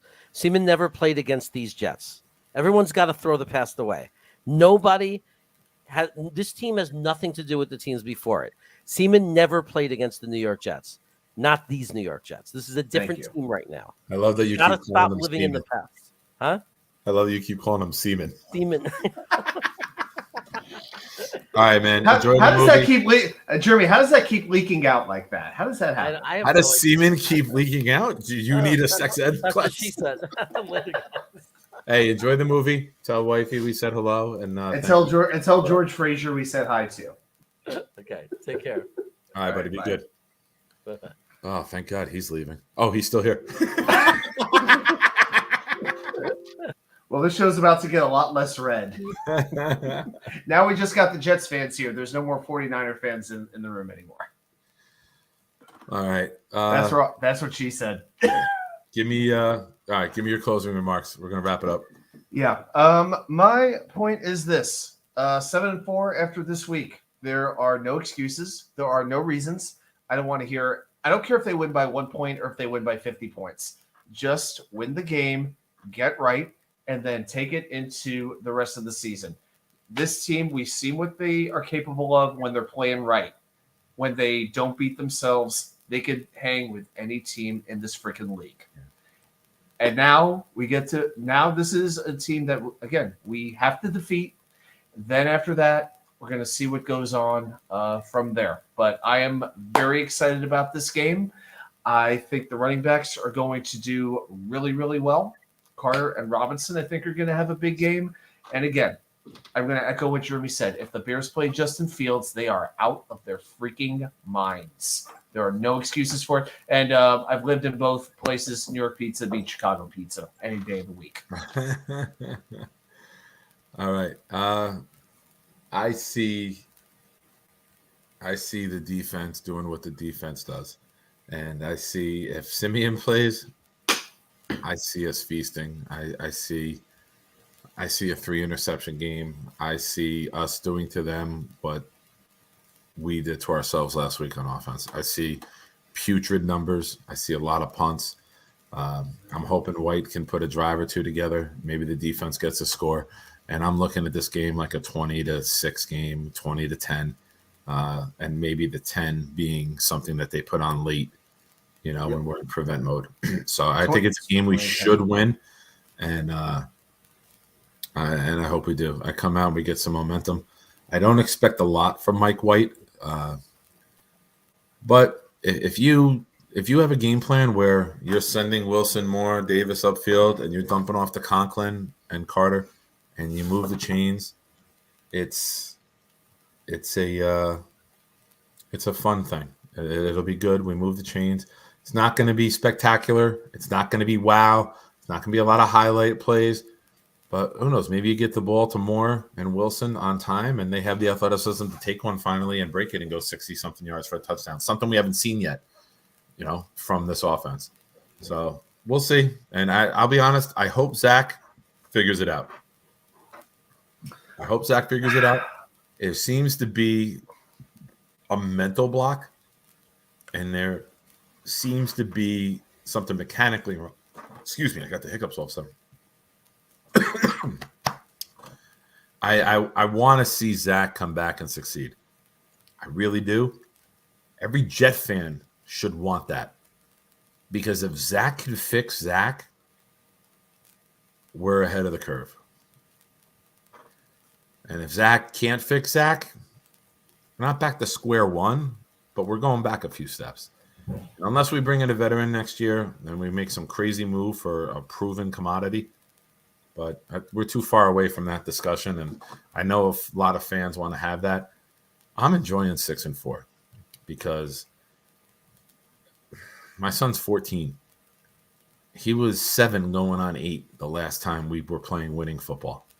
So to enjoy a winning season with my kids on a weekly basis, I don't know how many more seasons I got left in me with this heart and everything that it's been through in life.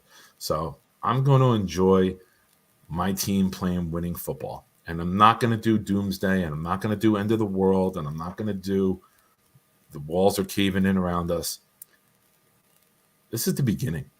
I mean, we're going to be playing competitive football. We got a good coaching staff. We got a great leader. We have an outstanding general manager. We have a dominating defensive line. We have the best cornerback duo in the NFL. We're only going to add to it. DJ Reed's in year 1 of 3. Sauce is in year 1 of a rookie contract. We're going to be good. We're going to be competitive. The scheme is, the players in the scheme are only going to get better because we're going to keep adding players that fit our scheme to it. We've gone through how many injuries on the offensive line? We're still competing. We lost Breece Hall. We're still competing. This is just the beginning. We're just getting a small taste of what. Look at the 49ers. Dominating the trenches on each side of the ball. You have a chance every week. So it's no matter what happens with this team, no matter what happens on Sunday, doesn't change the future, doesn't change the plan. It's just fix it, move on. The Jets are the Jets. My buddies texted me the other day. It took me 26 hours to reply. And they were like, oh, Mike White's coming in, Zach's out, it's the end of the world. I was like, listen, if there's anything that I know in life is that the Jets are going to jet and find a way to fuck my life. And both of them were like, holy shit. I saw the Zach Wilson is good. They're Giants fans. But they're like, holy shit, Nick. I need a hat that says the Jets will fuck my life and a T-shirt that says the Jets are always going to find a way to jet. Like, that's the way it is. That's what we signed up for. That's what we're about. So it's getting less and less that happens. So I need to see more of Nick. Always a good time. Hey man, Twisted, thanks for joining us for so long, man. You know, It's time to lose the apathy and embrace the stress, because we have had apathetic seasons for years where the only thing we were really thinking about was a freaking draft position. But let's be honest, we would stress over those draft spots, but we didn't have general managers that were competent enough to take advantage of them anyway. yeah, it was Now, lose-lose because when situation. you're we stressed, lose and then we lose the pick. right, and then when you have the stress, that means you're playing games that freaking matter. The stress is something we've been longing for. Embrace the pain, because one day it may just lead to glory. Yeah, very good point. So Q makes it to double-digit sacks this game. What's he at now? 8? He's at 8. Braden, I've been saying this. Yes. Q needs that. He needs 2 multiple sack games. And on that Thursday night game against the Jaguars, he needs a 2-3 sack game on national television with 2 games left to play that catapults him into Defensive Player of the Year talk. Now, from an interior position, Judon, Parsons, those are the sexy picks, right? Those are the edge players, the speed. If you're going to be an interior player, you got to get to 16, 17 sacks. So he needs 2. I mean, he's getting 1 a week lately. He needs that week where he just dominates the game. He needs that play that he got in against Miami too. He needs that highlight reel play. You know, Aaron Donald gave you highlight reel plays, going through 2 defenders and still wrapping the quarterback with 1 arm. Q needs that dominant performance with a sack and a fumble that we score into a touchdown. He needs. Damn, the Mets lost too. Jesus Christ. It's a bad week for my teams, man. Jets lost, Carolina lost, Nets lost. I'm going back under the blanket for 3 days. And the Knicks lost. The Knicks lost in overtime. Feel better. It's common though. Nice. 7-4 sounds good. Thanks for watching. Yeah, but thanks for joining, man. It's always fun. Life's been a little wild, so it's been tough for me to get on as much as I'd like to. That's what she said. Love you guys. Thanks, Thomas. Thanks for joining us, man. The offense can move downfield, screw the 3 and outs, and defense stays fresh. Quitting got this. Yeah, and that's something that we missed from when we were winning those 5 out of 6 games, right? It was ball control, defense doing their job, being rested, getting off the field, coming back out, and giving us the ball right back. So I expect the crowd to be pumped up on Sunday. I expect a lot of support, a lot of excitement. We always say it, the backup quarterback is the sexiest guy on the team because there's always an unknown. There's always hope when the backup comes in, right? It's a fresh start. It's a new beginning. It's a maybe we catch lightning in a bottle. And it's rejuvenating for a fan base. So we'll see. I expect a decent win. I don't expect much from the offense, but I expect enough where we put ourselves in a good position to win the game. So to Buffalo Jet fan who joined us earlier, you guys all know where to find him. Mr. 49ers, a.k.a. Jets Chaos, you know where to find him. Adam, plug your stuff, and then we'll wrap it up. So you can find me at NY Sports Wicker Media. We posted the 45 interview with my friend Q today, who's a diehard Bears fan. So we got a little bit of a look at the other side from a man who he's as diehard a Chicago sports fan as I am a New York sports fan. So it was a really good conversation. He's been a friend of mine for about 15 years now. We've been going to wrestling events forever for years when I was still living out there. So it was good to talk to him. I'll be doing my bowl predictions and my game preview. Those will be up tomorrow. And then we'll get back to doing the 3 plays you may not recall that affected the outcome of the game. We'll do that Sunday night. So love doing the content, man. You know, if something, hey, I'll even do some soccer stuff. And unlike the game, Nick, I promise the video will not put you to sleep. I'll keep it like 2 minutes. So thank you everyone for joining. You know what? You know what, Twisted? I haven't gone live yet. I sort of recorded the video. I haven't actually put a live video out just because it's tricky to find a consistent time because that's what I would want to do. But as the channel grows, it is definitely something that I'm going to consider. But got to figure a few things out with the timing and and the tech, and yeah, we'll definitely look at doing that. But so I appreciate you asking the question. Awesome. So, all right, everyone. Thank you for watching. If you haven't already, like the stream. I'm pretty sure you guys do follow already, but send it to a friend, send it to a fellow Jet fan. Tell them that we have a fun time here, and it's definitely worth a watch and to follow with you. So, as always, I will say in closing something I've been saying long before the New York Post and other Jet media has stolen from me. Be loud, be proud, New York Jets fans. Thank you, everybody. Have a good night. God bless. Enjoy the rest of the holiday weekend, and stay safe while shopping. Don't get caught up in any craziness. Go Jets.